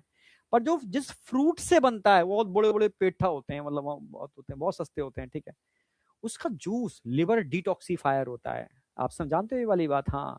इसके अलावा, ठीक है, लेमन लिवर डिटॉक्सीफायर होता है, ब्लैक कॉफी लिवर डिटॉक्सीफायर होती है। समझ रहे हो? एंटीऑक्सीडेंट जिन चीजों के अंदर होते हैं वो लिवर को डिटॉक्सीफाई करते हैं। तो ये चीजें अगर आप दोगे ना लिवर को, तो लिवर डिटॉक्सीफाई हो जाएगा। समझ में आया? तो लिवर एक ऐसा ऑर्गन है जो अपन कुछ ही मत दो उसको, उसको शांति दे दो। उसको शांति का मतलब है कि भाई मैं दिन में 12 बजे थोड़ा सा, ठीक है, 2 चपाती और लौकी खाऊंगा, फिर कुछ नहीं खाऊंगा, तू अपने को सही रख। तो 2-3 दिन कर लो तुम ये वाली बात। पानी लिक्विड दो, लिक्विड दो, लिक्विड दो, ठीक है, मस्त उछलेगा, एकदम ताकतवर हो जाएगा, ठीक है। और जब सही हो जाए तो अपनी नॉर्मल योगा एक्सरसाइज जो होती है वो करो। कुछ योगा होते हैं जो लिवर को स्ट्रॉन्ग करते हैं, लिवर के ही लिए होते हैं, ठीक है। और खुश रहो, सबसे इंपॉर्टेंट चीज। आज की डेट में जो समझ पा रहा हूँ ना, खाने पीने से गड़बड़ नहीं हो रहा, वो तो मैं खाने पीने से तो हो ही रहा है, मतलब वो तो एक चीज ही है, पर मेंटली चीजें बहुत खराब हो रही हैं, बहुत खराब हो रही हैं मेंटली। मैं तभी तो समझ पा रहा हूँ जीवन, पहले मैं सुना जीवन जीने की कला है, पर हाँ चीजों को मेंटली आपको अपने को स्टेबल रखो, ठीक है, बहुत जरूरी है, ठीक है, मेंटली स्टेबल रखो। और बाहर की चीजें छोड़ दे आओ, जितना छोड़ सकते हो छोड़ दो, मुश्किल है पर कम करो धीरे धीरे, ठीक है। कैंसर बच्चों को नहीं हो रहा, अब मैं क्या क्या बताऊं, मैं मेरे लगता है लोगों को गोली फांसी पे लटका देना चाहिए, ठीक है। आज ही न्यूज़पेपर भरा पड़ा है, ठीक है, कि इंडिया के अंदर कैंसर हॉटस्पॉट है पहला। और कैंसर से लड़ने वाली जो दवाएं होती हैं, ठीक है, जो 3-3 4-4 लाख के वो इंजेक्शन आते हैं, जो टैबलेट्स आती हैं कीमोथेरेपी की, मतलब नकली आ रही हैं टोटली। आप समझ रहे हो? टोटली नकली आ रही हैं। तो एक तो इंसान कैंसर से जूझ रहा है, तुम नकली दवाएं और मार्केट में ला रहे हो, ठीक है, तो वैसे ही मर जाएगा वो। तभी तो इंडिया में क्यों कैंसर फैल रहा है, क्योंकि मिलावट चरम पर है दवाओं में। तो मिलावट, नकली दवाओं के जखीरे आ रहे हैं, मतलब मैं, मतलब जैसे मानो कि असली दवाएं 10% भी मिल जाए तो बहुत बड़ी बात है, 90% नकली दवाओं का धंधा चल रहा है। और जहां तक छोटे छोटे नन्हे मुन्ने बच्चों के लिए दूध पाउडर सब नकली चल रहा है, ठीक है, ऑयल तो नकली चल रहा है। मतलब ये हालत है कि असली क्या है पता ही नहीं, तुम असली खा भी रहे हो नहीं खा रहे हो। बहुत बुरी स्थिति है, तभी तो कैंसर ग्रामीण, हम जो तो ग्रामीण क्षेत्र बड़े अच्छे थे। मैं अभी गांव गया था बीच में, ठीक है, एक पूजन था, तो मैं जिस घर में गया तो भाई उठा कोल्ड ड्रिंक लेकर के आ रहे हैं, ये क्या कर रहे हो भाई? अरे लला हमारे यहाँ भी कोल्ड ड्रिंक है, हमने फ्रिज ले लिया है। नहीं तुम सब बेकार हो गए। मतलब मैं गांव इसलिए आया था कि तुम घरों में जाऊंगा छाछ, फिर मैं इच्छा जताई क्या छाछ मिल सकती है कहीं असली? इन्होंने इतनी जगह फोन कर मारा, छाछ है नहीं है, छाछ है नहीं है, तो मैंने कहा ये गांव खत्म। नहीं आया क्या? तब मेरे समझ में आया गांव के लोगों को क्या लग रहा है कि हम शहर वाले लोगों की तरह काम करेंगे तो हम थोड़ा स्टेटस सिंबल मेंटेन होगा। वो बेवकूफ है, ठीक है। वापस रिटर्न वो अपने गांव के कल्चर को छोड़ देंगे ना, खत्म हो जाएंगे, ठीक है, मैं सच कह रहा हूँ। और बहुत बुरी हालत, छाछ ही नहीं मिली पीने को, सोचो मुझे, ठीक है, इतना इतनी मतलब उससे गया था मैं कि नहीं मिट्टी की मटकी के बर्तन में दूध रखा जाता है रात भर, फिर वो येलो हो जाता है। काश वो दूध मिलेगा पीने को, ठीक है, वो मतलब येलोइश, एक तो गाय का, देसी गाय का, और मिट्टी के बर्तन में रात भर उसको कंडे की आंच पे रख देते हैं, जबरदस्त हो जाता है। और उसकी जब छाछ बनती है ना मक्खन निकाल करके, अल्टीमेट। तो इसके उसमें समझ रहे हो ना, मैं गया, ठीक है, मैंने ये, और मैं सच कह रहा हूँ, एक घर में छोटी सी कहीं एक निकल के आई जरा सी लास्ट में, खूब सर्च करने के बाद, तब मैंने कि बेकार हो गया है गाँव तो अब, ठीक है। तो स्थिति बहुत खराब है, समझे? नहीं खाली ओबेसिटी से फैटी लिवर नहीं होता बेटा, ठीक है, फैटी लिवर पतले लोगों को भी हो रहा है, दुबले पतले एकदम है, फैटी लिवर हो गया भयंकर, ठीक है। तो खाली ओबेसिटी रिस्पॉन्सिबल नहीं होती है फैटी लिवर के लिए, फैटी लिवर के लिए बहुत सारी चीजें रिस्पॉन्सिबल है, समझा दिया मैंने तुम्हें। तो ये समझ में आ गया होगा पूरा सिस्टम। अब मैं आगे बढ़ रहा हूं, टाइप्स ऑफ सर्कुलेशन, ठीक है। तो ये बेसिक है, बच्चे जानते भी हैं, पर एनसीईआरटी के दो एग्जांपल हैं जिन पर क्वेश्चन आ जाता है कभी कभी। तो ये एग्जांपल थोड़ा मेंशन कर दिए मैंने, इसलिए मैंने ये डायग्राम बना दिया, कुछ नए बच्चे भी होते हैं। भाई दो टाइप के सर्कुलेशन होते हैं, एक ओपन होता है, एक क्लोज्ड होता है। जितने भी इनवर्टिवेट होते हैं, इनवर्टिवेट समझते हो, हाँ, नॉन कोऑर्डिनेट, नॉन कोऑर्डिनेट में ये डोमिनेंट था, डोमिनेंट इन नॉन कोऑर्डिनेट, समझ, डोमिनेंट का मतलब ज्यादातर मिलने वाला, ठीक है। ये ओपन है, ओपन, ये क्लोज है, close.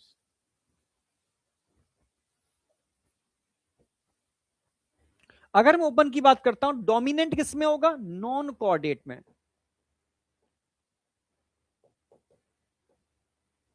Dominant in non coordinate, non coordinate, जो नॉन कोऑर्डिनेट्स होते हैं उनमें डोमिनेंट होता है। ये डोमिनेंट किस में होगा? Dominant in,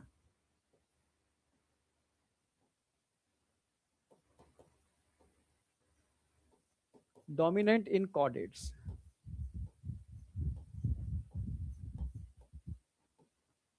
डोमिनेंट्स in coordinates. जो नॉन कोऑर्डिनेट में डोमिनेंट होता है वो कोऑर्डिनेट में डोमिनेंट होता है, मतलब कोऑर्डिनेटा के अंदर ज्यादा देखने को मिलता है, ये नॉन कोऑर्डिनेटा में ज्यादा देखने को मिलता है। आर्थ्रोपोडा, मोलस्का, दो एग्जांपल याद रख लो क्योंकि दो ही एनसीईआरटी में है, और एनिलिडा और कॉर्डेटा, दो एग्जांपल यहां याद रख लो बस। ओपन का मतलब है कि यहां पर जो ब्लड का फ्लो है वो एक कैविटी के थ्रू हो रहा है, इसको बोलते हैं हीमोसील साइनस, इसमें सारे ऑर्गन इसी कैविटी में पड़े होते हैं। इस कैविटी को ही हम बोलते हैं क्या? इस कैविटी को बोलते हैं हम हीमोसील, ब्लड साइनस, कुछ भी बोल सकते हो,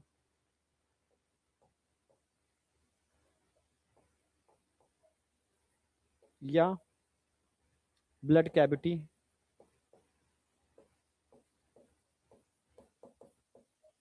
या ब्लड साइनस एटसेट्रा, बहुत सारे नाम हैं, ठीक है। तो इस कैविटी के अंदर सारे ऑर्गन होते हैं, हार्ट यहां पर भी होता है, ब्लड यहां भी फ्लो कर रहा है, ठीक है, पर इस कैविटी के अंदर ब्लड आ जाता है, सारे ऑर्गन को न्यूट्रिशन यहीं से मिलता है, फिर चला जाता है, ये circulation, open type of circulatory system.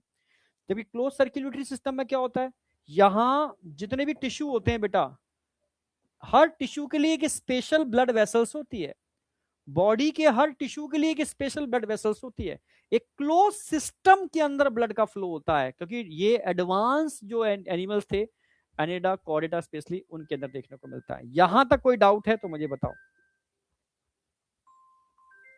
यहां तक कोई भी डाउट है तो मुझे बताओ। ओपन एंड क्लोज सिंपल है, छोटे बच्चों को भी हम पढ़ाते हैं। अब हम स्टार्ट करेंगे असली खेल।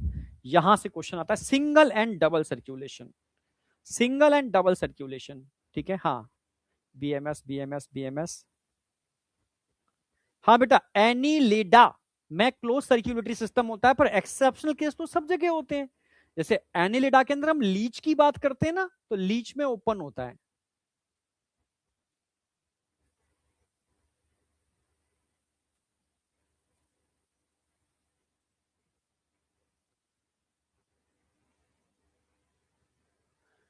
बेटा आज की डेट में बहुत बुरी स्थिति है करप्शन की। करप्शन चरम पर है, और मेडिकल फील्ड के अंदर। यस, मेडिकल फील्ड के अंदर। मैं सच कह रहा हूं कि मेरी मदर को भी 3.5 लाख का एक इंजेक्शन लगता था, ठीक है। बहुत सारे इंजेक्शन लग चुके थे, पर फिर भी नहीं बचा पाया। लास्ट इंजेक्शन लगा था, उसी दिन उनको शॉक आ गया, ठीक है, और सेप्टिक हो गया। अब क्या क्या है, किस पर हम ब्लेम कर रहे हैं, समझ ही नहीं पा रहे हैं। तो मुझे तो इस समय मतलब अगर मतलब पर्सनली पूछा है, सबसे गंदी लाइन लग रही है मेडिकल वाली लाइन, ठीक है। गंदी लाइन इसलिए लग रही है, मेडिकल लाइन गंदी है। मेडिकल लाइन अच्छी है, पर जितने भी गंदे लोग भर गए ना उसके अंदर, वो खुद सड़ सड़ के मरेंगे। मैं सच कह रहा हूँ, बहुत गंदी लाइन हो चुकी है, और लोग बहुत गंदे हो चुके हैं, ठीक है। इसलिए बस मेरी ख्वाहिश कामना इतनी होती है, मैं पढ़ा इसलिए रहा हूँ कि तुम में से ही जो मैक्सिमम बच्चे हैं, ठीक है, वो सही काम करें, सही डायरेक्शन में काम करें। पैसे के पीछे मत भागना इतना, ठीक है। जितनी जरूरत है उससे ज्यादा तुम्हें अपने आप मिल जाएगा अगर तुम ईमानदारी से काम करोगे। ये ध्यान रखना, अगर ईमानदारी से काम करोगे तो तुम जितना एक्सपेक्ट कर रहे हो उससे ज्यादा मिल जाएगा, पर एकदम नहीं मिलता, टाइम लगता है उसके अंदर, ठीक है। हाँ, इतना ही अंतर है। अब बेईमानी से करोगे जल्दी मिल जाएगा, ईमानदारी से करोगे टाइम मिलेगा, टाइम लगेगा, पर वो स्टेबल होगा। उसे तुम मतलब बेहतर मतलब अपने कॉन्फिडेंस से काम कर पाओगे तुम, नहीं तो बहुत गंदा है यार, ठीक है। तो बस मैं यही कहूंगा कि थोड़ा सही तरीके से काम करना है, ठीक है। और पॉलिटिक्स तो है ही यार, नहीं तो क्या ये नेता बैठे हैं, ये मंत्री सारे के सारे, ये किसी और कंट्री के अंदर मिलावट में खाने में फांसी दे दी जाती है, ठीक है। इतनी खतरनाक, उसकी पूरी कंपनी सील कर दी जाती है। यहाँ तो खुल के हो रहा है ना। सेम कंपनी अदर कंट्री के अंदर जो बेच रही है वो बहुत सुपर क्वालिटी की चीजें बेच रही है, इंडिया के अंदर वही उसमें मिलावट करके बेच रही है, क्योंकि यहाँ से उनको रेवेन्यू जनरेट हो रहा है। बस अटैची भेज दी जाती है, और उठा के खुल के मिलाओ। बहुत स्थिति खराब है यार, बहुत स्थिति खराब है, ठीक है। मैं तो चलो खैर छोड़ो, ठीक है। चलो आ जाओ, single and double circulation. Single and double circulation, मैं सिर्फ दो चीजों में मतलब कुछ चीजें हैं जिनको मैं बहुत स्ट्रिक्टली मतलब मैं कह रहा हूँ सबको आवाज उठानी चाहिए, ठीक है। एक तो हमारे देश की जो मतलब बेटियां हैं वो सुरक्षित नहीं है अपने इंडिया के अंदर।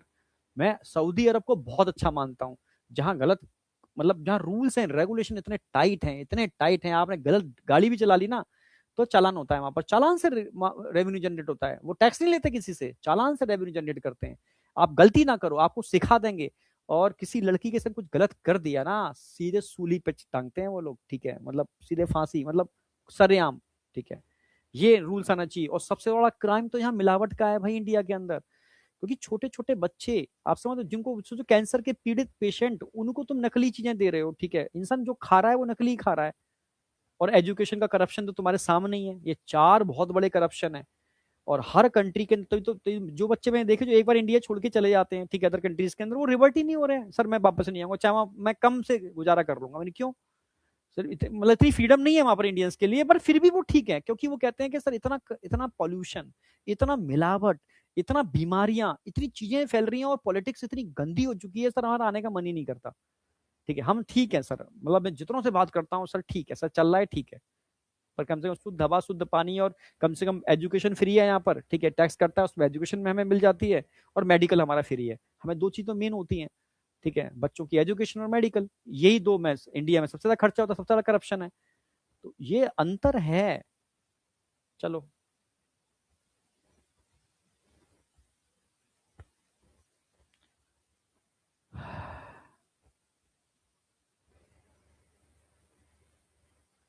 हाँ बेटा वो तो एक अलग बात है, ठीक है। मतलब लड़की नहीं मार रही है लड़कों को, मतलब क्या बताऊं, ठीक है, चीजें वो हैं। पर यहाँ पर बच्चियां सेफ नहीं है, ये तो तुम मानना पड़ेगा। देखो मैं वो एग्जाम्पल की नहीं बात करता, हजारों में से कुछ एग्जाम्पल होते हैं, ठीक है, जो पैसों के इनके लालच में हो रहे हैं, ठीक है, वो बचता कोई भी नहीं है, बचता कोई भी नहीं है, वो जितने भी केस हो रहे हैं कोई नहीं बचता। पर जो मासूम बच्चियां हैं वो सेफ नहीं है, ये तुम मानना पड़ेगा तुम्हें, ठीक है, ये चीज मानो, ठीक है, ये चीज मानो, सेफ नहीं है यहाँ अपने इंडिया। इंडिया का मामला अब, मतलब इससे तो अच्छा मैं दुबई में बस जाऊँ जा करके, ठीक है, वहां के रूल्स इतने बेस्ट है, मेरे भाई है वहां पर, ठीक है, मैं बात करता हूँ उससे, तो सुपर है, ठीक है। इकोनॉमी उससे देखोगे तो आपको टैक्स नहीं देना, आप अपना उसको यूज करो वहां पर, ठीक है, जॉब करता है वो तो, ठीक है, मतलब कजिन है। और सेफ्टी इतनी ज्यादा है, इतनी ज्यादा है, मैं क्या बताऊं, तो मैंने कहा बेस्ट है यार, मेडिकल फैसिलिटी इतनी अच्छी है, तो ठीक है, मतलब मामला खराब है यार यहाँ तो बहुत, फटेगा देखना एक दिन। भाई एजुकेशन मेडिकल ये तो दो चीजें बहुत सेफ होनी चाहिए, टॉप पे होनी चाहिए, वही यहाँ खराब है, बिल्कुल सड़ी हुई है। चलो खैर, सिंगल और डबल सर्कुलेशन, अब समझना मेरी बात। देखो डबल सर्कुलेशन का मतलब क्या होता है, ये हार्ट है, जो डायग्राम बना के समझाता हूँ, पहले डबल सर्कुलेशन समझाऊं, समझने की कोशिश करना। अच्छा, तो रेड ले रहे थे, हाँ, ये आपका हार्ट है,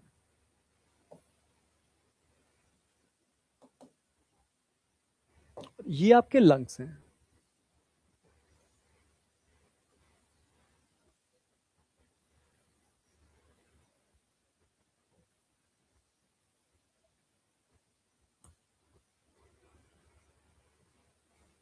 ठीक है, और ये आपके टिश्यू हैं,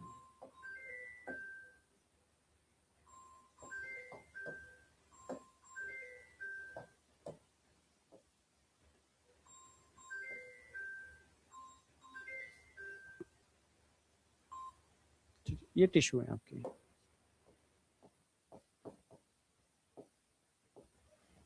टिश्यू, हार्ट,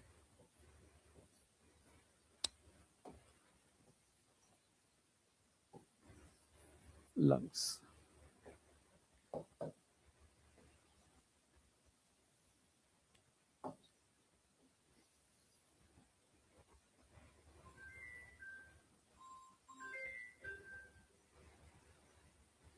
हार्ट है, ठीक है। अब समझने की कोशिश करना, इन दो चैम्बर में तो होता है डीऑक्सीजनेटेड ब्लड, और इन दो चैम्बर में होता है ऑक्सीजनेटेड ब्लड। अब चैम्बर कौन कौन से हैं, ये तो है राइट एट्रियम, ये है राइट वेंट्रिकल, ये लेफ्ट एट्रियम, ये लेफ्ट वेंट्रिकल, ठीक है। अब होता क्या है, समझने की कोशिश करना, टिश्यू से डीऑक्सीजनेटेड ब्लड सीधा आपका कहां जाता है, राइट एट्रियम, राइट एट्रियम से कहां जाएगा ये, राइट वेंट्रिकल, और राइट वेंट्रिकल से कहां जाएगा ऑक्सीजनेटेड होने के लिए, सीधा ये यहां से जाएगा लंग्स के अंदर, लंग्स के अंदर, ये समझना आप। डीऑक्सीजनेटेड ब्लड टिश्यू कहां भेजता है इसको, हार्ट में, हार्ट से होता हुआ सीधा कहां जाएगा, ये लंग्स में, लंग्स में क्या होगा, ऑक्सीजनेशन, और आफ्टर ऑक्सीजनेटेड ये फाइनली कहां आएगा, हार्ट में, हार्ट से कहां जाएगा, यहां नीचे, और यहां से होता हुआ फिर कहां आएगा, टिश्यू के अंदर। ये सर्कुलेशन है। ये डबल सर्कुलेशन क्यों हो गया, क्योंकि हार्ट और टिश्यू के बीच में सर्कुलेशन चल रहा है, हार्ट और लंग्स के बीच में सर्कुलेशन चल रहा है, हार्ट और लंग्स के बीच में सर्कुलेशन चल रहा है, इसको बोलते हैं पल्मोनरी सर्कुलेशन। क्या बोलेंगे इसको, पल्मोनरी सर्कुलेशन, पल्मोनरी मतलब लंग्स,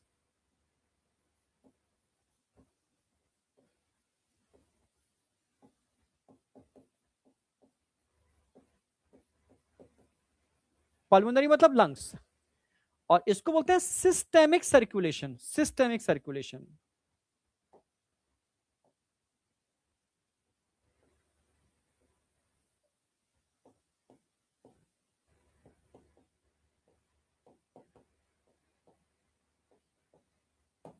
सिस्टेमिक सर्कुलेशन, तो एक तो होता है पल्मोनरी सर्कुलेशन, एक होता है सिस्टेमिक सर्कुलेशन, ठीक है। अब आपको वेसल्स पता होनी चाहिए कौन सी किसके बीच में कहां होती है। अगर तुमसे कहूं कि हार्ट से तो ब्लड लेकर के आती है, ये क्या होती है, सिस्टेमिक आर्टरी, सिस्टमिक आर्टरी, यहां से टिश्यू में आएगा। अब ये क्या होगी, सिस्टमिक वेन होगी, सिस्टमिक वेन।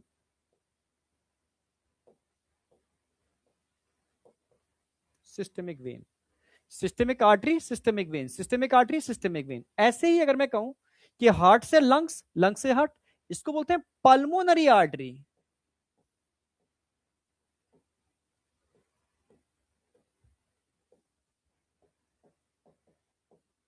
भाई ब्लड जरूर डीऑक्सीजनेटेड होता है, पर हार्ट से ओरिजिनेट हो रही है, जो हार्ट से निकल रही है वो आर्टरी है, और जो हार्ट में खुल रही है वो वेन है। इसको क्या बोलेंगे, पल्मोनरी वेन।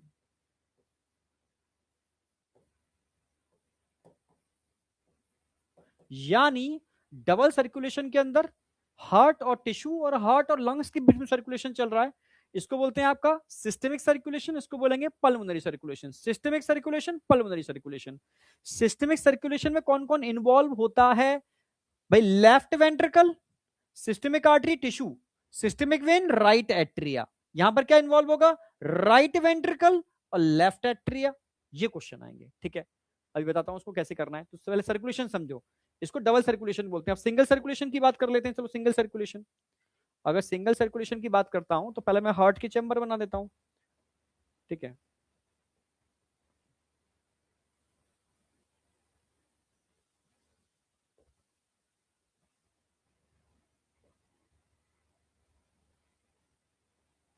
हम्म।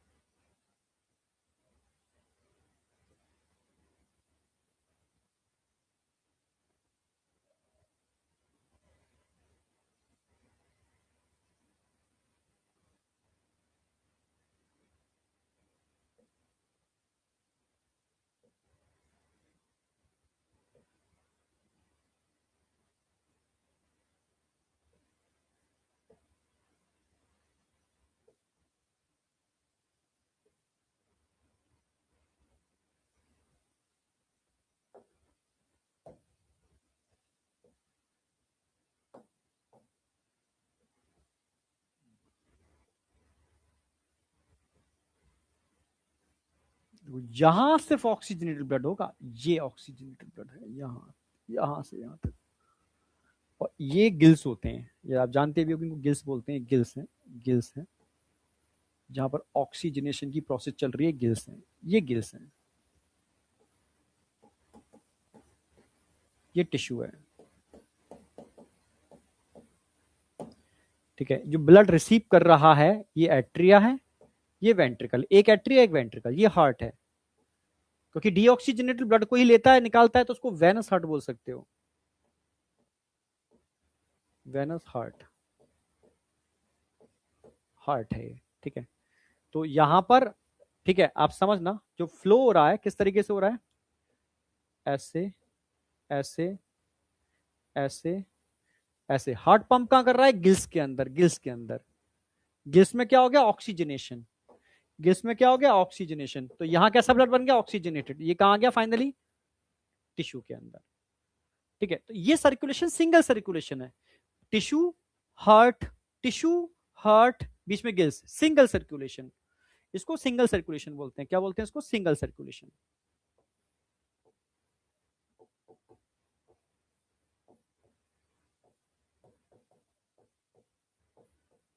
कहां देखने को मिलता है single circulation, present in fish, only fish. कहां मिलेगा, प्रेजेंट इन फिश के अंदर, फिश, फिश में होता है। टू चैम्बर्ड हार्ट होते हैं। कितने हार्ट में चैम्बर होते हैं, two chambered, two chambered heart, two chambered heart होता है। ओनली दो ही चैम्बर होते हैं हार्ट के अंदर, ओनली टू चैम्बर्ड। अब मुझे बताओ यहां तक किसी को कोई डाउट है,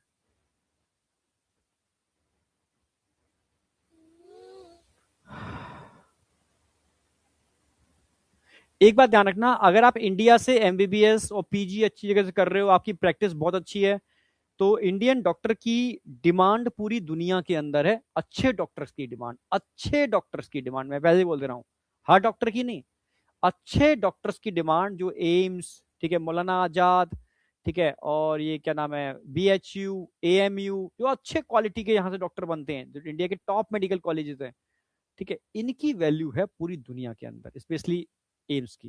ठीक है,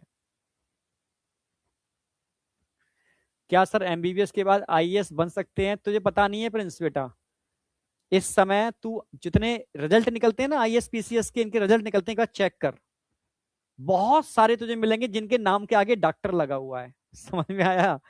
हाँ, तो कई बच्चे ऐसे होते हैं जो सेलेक्ट तो हो जाते हैं और एमबीबीएस भी कर लेते हैं, पर उनको शायद मजा नहीं आता लाइफ के अंदर। ठीक है, उनको पावर चाहिए होती है, तो उनको यहाँ पावर नहीं है, ठीक है, यहाँ पैसा है, इज्जत है, उनको पावर वाली इज्जत चाहिए। तो बहुत सारे जिनको, जिनके घर में मतलब बहुत पैसा नहीं है, जिनको लगता है यार साला क्लिनिक खोलने के लिए, हॉस्पिटल खोलने के लिए पैसा चाहिए, नौकरी करने पड़ रही है, तो वो छोड़ देते हैं, फिर वो तैयारी करते हैं। वो सीट खराब कर दी उन्होंने, मैं जानता हूँ, पर सीट खराब, मतलब मेरी बात भी हुई, उनने कहा सेलेक्ट होने से मेरा कॉन्फिडेंस लेवल यहाँ पहुंच गया था कि मैं अगर यहाँ सेलेक्ट हो सकता हूँ तो वो भी कर सकता हूँ। हाँ, अगर मैं यहाँ सेलेक्ट नहीं होता तो शायद मैं वो भी नहीं कर पाता। सारा खेल कॉन्फिडेंस का है। तो मैक्सिमम मैं देख रहा हूँ कि जो मेडिकल एम्स फोड़े हुए लोग, ठीक है, छोड़ छोड़ करके दूसरे फील्डों में गए हैं। तो मेनली है सारा खेल कॉन्फिडेंस का। जो बच्चा यहाँ सेलेक्ट हो जाता है ना, नीट में, जेई में, इधर उधर, तो वो भी लोग सिविल की तैयारी करके उस पावर के लिए भागते हैं। तो वो सारा खेल, यहाँ नहीं हो पाते हैं तो उनको लगता है फिर मैं कहीं नहीं हो पाऊंगा, फिर वो कॉन्फिडेंस नहीं आता, समाज जीने नहीं देता। ठीक है, बस जीने का मतलब है क्या यार, तुम सेलेक्ट ही नहीं हुआ, तू 3 साल से तैयारी कर रहा है, तो उसको प्रूफ देना पड़ता है, देख ठप्पा छाप दो, ले भाई हो गया मैं, अब मुंह बंद। ठीक है, अब तुम्हें फ्रीडम मिल जाती है, तुम करो कुछ भी, तुम्हें कोई कहने वाला नहीं है, क्योंकि तुमने प्रूव किया है। बस ये दिक्कत आती है, एक बार प्रूव करना बहुत जरूरी है आपको, चाहे कोई भी फील्ड हो, आपको प्रूव करना पड़ेगा, नहीं तो ये दुनिया बहुत गंदी है। ठीक है, हाँ, तो मैं तो हर बच्चे से कहता हूँ कि मतलब प्रूफ कर दो, ठीक है, चाहे जरूरी नहीं इसी फील्ड में, किसी और फील्ड में प्रूफ कर दो, प्रूफ करो कि हाँ मैं किसी से कम नहीं, बस ये थोड़ा सा है, फिर अपना फ्रीडम है, फिर आपको कोई कहने वाला नहीं है। वेनस हार्ट का मतलब होता है बेटा कि ऐसा हार्ट जो सिर्फ डीऑक्सीजनेटेड ब्लड को ही ले रहा है और उसी को पंप कर रहा है, वेन की तरह काम कर रहा है, और ट्यूबुलर है, यहां से यही ले रहा है, ये निकाल रहा है। जबकि ये क्या करता है भाई, डीऑक्सीजन को लेता है, डी को निकाल रहा है, ऑक्सी को लेता है, ऑक्सी को निकाल, यानी डीऑक्सी और ऑक्सी दोनों को निकाल रहा है, डीऑक्सी और ऑक्सी दोनों को निकाल रहा है। ठीक है, तो इसको वेनस हार्ट नहीं बोलेंगे। ठीक है, ये वेनस हार्ट है, डी को ले रहा है और डी को ही निकाल रहा है। तो ये हो गया सिंगल सर्कुलेशन, और ये हो गया बेटा डबल सर्कुलेशन। अब मुझे बताओ, यहां तक कोई डाउट है सिंगल डबल के अंदर? अब डबल पर क्वेश्चन आते हैं। अरे यार, आज मैं एनसीईआरटी नहीं करा पाऊंगा आपकी, मुझे लग रहा है, डबल पूरा करा देता हूं, चलो। डबल पर क्वेश्चन कैसे आते हैं वो करा दूं मैं। अब डबल सर्कुलेशन में क्वेश्चन कैसे आएंगे, बस क्वेश्चन देखना।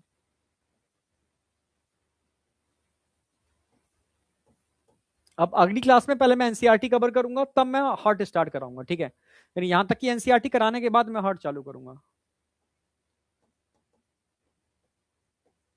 पर मेरे साथ साथ एनसीईआरटी तुम्हारी पैरेलल चलनी चाहिए, जितना मैंने करा दिया इतनी एनसीईआरटी आज आपको कवर करनी है। मैं भी कराऊंगा पर आपको भी करनी है। डबल सर्कुलेशन की बात करता हूं तो यहां दो टाइप के सर्कुलेशन थे, एक सिस्टेमिक सर्कुलेशन, एक पल्मोनरी सर्कुलेशन। समझना क्वेश्चन कैसे बनते हैं।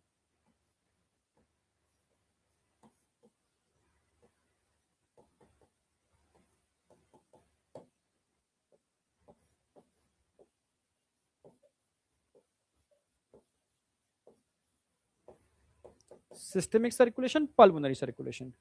अगर मैं सिस्टेमिक सर्कुलेशन की बात करता हूं, क्वेश्चन आएगा chamber of heart which involve in systemic circulation. तो ये आपको पता होना चाहिए, हार्ट के कौन कौन से चैम्बर सिस्टेमिक सर्कुलेशन में इन्वॉल्व होते हैं और कौन कौन से चैम्बर पल्मोनरी सर्कुलेशन में इन्वॉल्व होते हैं। ये क्वेश्चन आएगा। आप तो सिस्टेमिक हार्ट की बात कर रहा हूं, तो सिस्टेमिक सर्कुलेशन में आप जानते हो, ठीक है, left ventricle, right atria, left ventricle और राइट एट्रिया। अच्छा, हाँ ठीक है, राइट एट्रिया ये रिसीव करेगा ना। ठीक है, अब कैसे याद रखना है आपको, भाई लेफ्ट वेंट्रिकल से ब्लड निकला, लेके कौन जाएगी? ये लेके कौन जाएगी? Systemic artery. सिस्टेमिक आर्टरी ये कहां लेके जाएगी? Systemic artery tissue. टिश्यू से लेके कौन आएगी? Systemic when. और कहां लाके खोलेगी? Right atria. ये सारे पूछे जाएंगे आपसे। अब कौन कौन से चैम्बर यहां पर इन्वॉल्व होंगे? ठीक है भाई, लेफ्ट वेंट्रिकल यहां पर होगा तो यहां पर आपका बोलोगे आप राइट वेंट्रिकल। राइट एट्रिया था तो लेफ्ट एट्रिया। तो राइट वेंट्रिकल पंप कहां करेगा? किसके थ्रू करेगा? Pulmonary artery.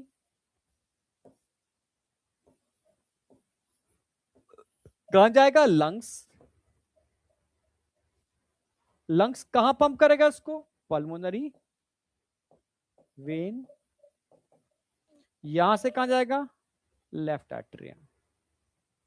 अब बताओ, ये क्वेश्चंस पूछे जाते हैं सिस्टेमिक सर्कुलेशन, पल्मोनरी सर्कुलेशन में, chamber of heart which involve in.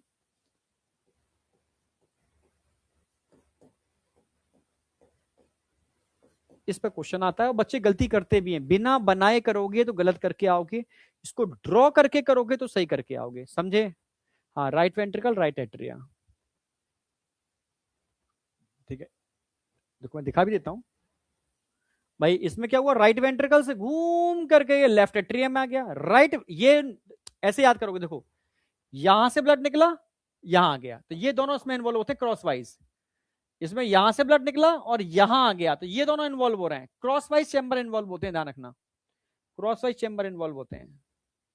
हाँ, आपसे पूछे सिस्टेमिक हार्ट कौन सा होता है, तो सिस्टेमिक हार्ट में राइट साइड के दोनों आ जाएंगे। पल्मोनरी नहीं, सिस्टेमिक हार्ट, हाँ सिस्टेमिक हार्ट में लेफ्ट साइड के दोनों आ जाएंगे। सिस्टेमिक हार्ट का मतलब है जो ऑक्सीजनेटेड ब्लड को पंप कर रहे हैं। पल्मोनरी हार्ट में ये दोनों चैम्बर आते हैं, ये पूछेगा नहीं, ठीक है? जो मैं लिखा रहा हूं ये पूछे जाते हैं। ये सिस्टेमिक सर्कुलेशन में कौन से पार्टिसिपेट कर रहे हैं? पल्मोनरी सर्कुलेशन में कौन से पार्टिसिपेट कर रहे हैं? अब बताओ, यहां तक कोई डाउट?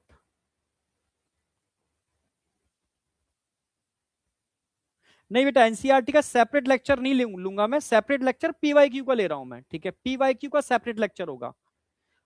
पीवाईक्यू सारे 10 साल के पीवाईक्यू का एक सेपरेट लेक्चर है। हाँ, वो उसमें टाइम लगता है 10-12 साल के पीवाईक्यू कराने में। वो मैंने अब तक कराए नहीं है, वो यहाँ से स्टार्ट किए हैं। एनसीईआरटी साथ साथ करते हो तो समझ में आती है। चेतना करा दिया, अब इतनी एनसीईआरटी करा दूंगा, ठीक है? एक या टॉपिक वाइज लेके चलते हैं, जैसे ब्लड करा दिया पूरा, फिर ब्लड की एनसीईआरटी कर लेते हैं, ठीक है? फिर हमने सर्कुलेटरी पाथवे करा, ठीक है, उसकी एनसीईआरटी कर लेते हैं। हार्ट कर लिया, उसकी एनसीईआरटी कर लेते हैं, ठीक है? एनसीईआरटी साथ साथ लेके चलोगे तो कंसेप्ट अच्छे बिल्डअप होते हैं, ठीक है? और पीवाईक्यू साथ लेके चलेंगे तो पीवाईक्यू की फॉर्म में आपका एक बार फिर से रिवीजन हो जाएगा, ठीक है? तो आज मैं इतना ही रखूंगा, टाइम अभी ओवर हो जाएगा नहीं तो, ठीक है? क्लास कटे उससे पहले, ठीक है?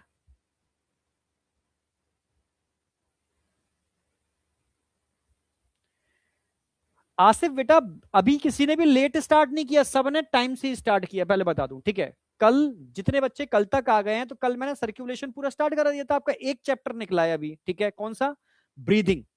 तो ब्रीदिंग किससे करोगे आप? अचीवर से करोगे, ठीक है? अचीवर बैच आपको साथ में मिलेगा, मिला होगा, उससे आप ब्रीदिंग कर लोगे, ठीक है? और बायोमोलिक्यूल मैंने बहुत प्यारे तरीके से 1 शॉट में भी कराया है और 10 तक में रिवीजन कराया है वाईटी पर, ठीक है? वो आपका यहाँ बैच में भी आपका ऐड हो जाएगा, उससे कर सकते हो, पहला ऑप्शन। दूसरा, आपको मंथन 2.0 का भी एक्सेस मिला है 3.0 वालों को, तो उस पर मैंने डिटेल्ड में कराया है। तो दोनों ऑप्शन आपके पास हैं, उससे आप बैकलॉग कवर करोगे। कब करोगे? अभी छुट्टियां आने वाली हैं रक्षाबंधन की, ठीक है?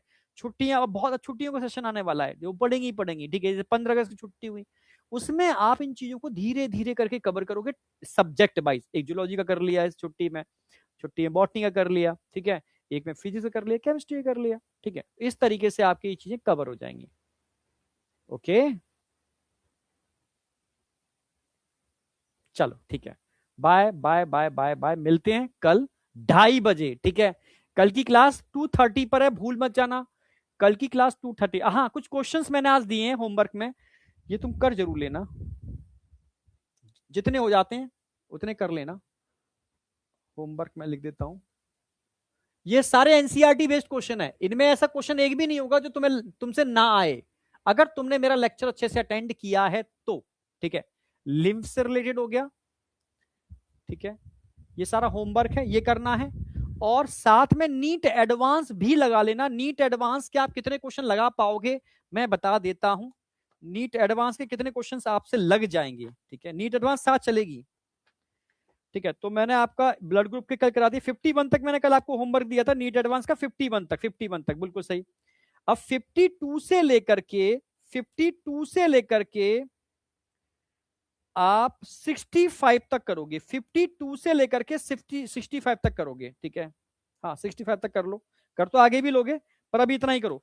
51 से लेकर के 52 से लेकर के 65 नीट एडवांस के इतने क्वेश्चन और लगाने हैं आपको, ठीक है।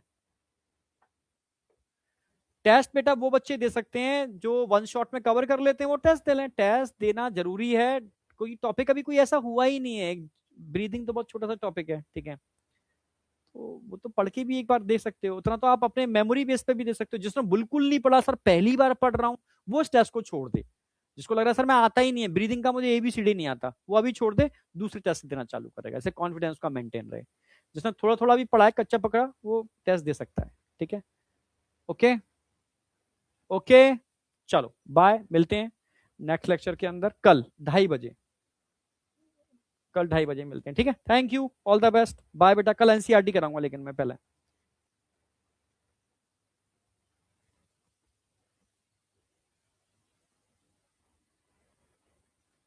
हाँ बेटा, एमडीएच मसाला ही नहीं, मैं कह रहा हूँ एमवे के प्रोडक्ट सोचो, इंडिया के अंदर अच्छे नहीं आते। एमवे कितनी इंटरनेशनल कंपनी है और कितने हाई लेवल के महंगे प्रोडक्ट आते हैं, तो उनके प्रोडक्ट इंडिया के अंदर क्वालिटी गिरी हुई आती है और अदर जगह क्वालिटी अच्छी आती है। बहुत बुरी हालत है इंडिया की, बहुत बुरी हालत। बाय बेटा।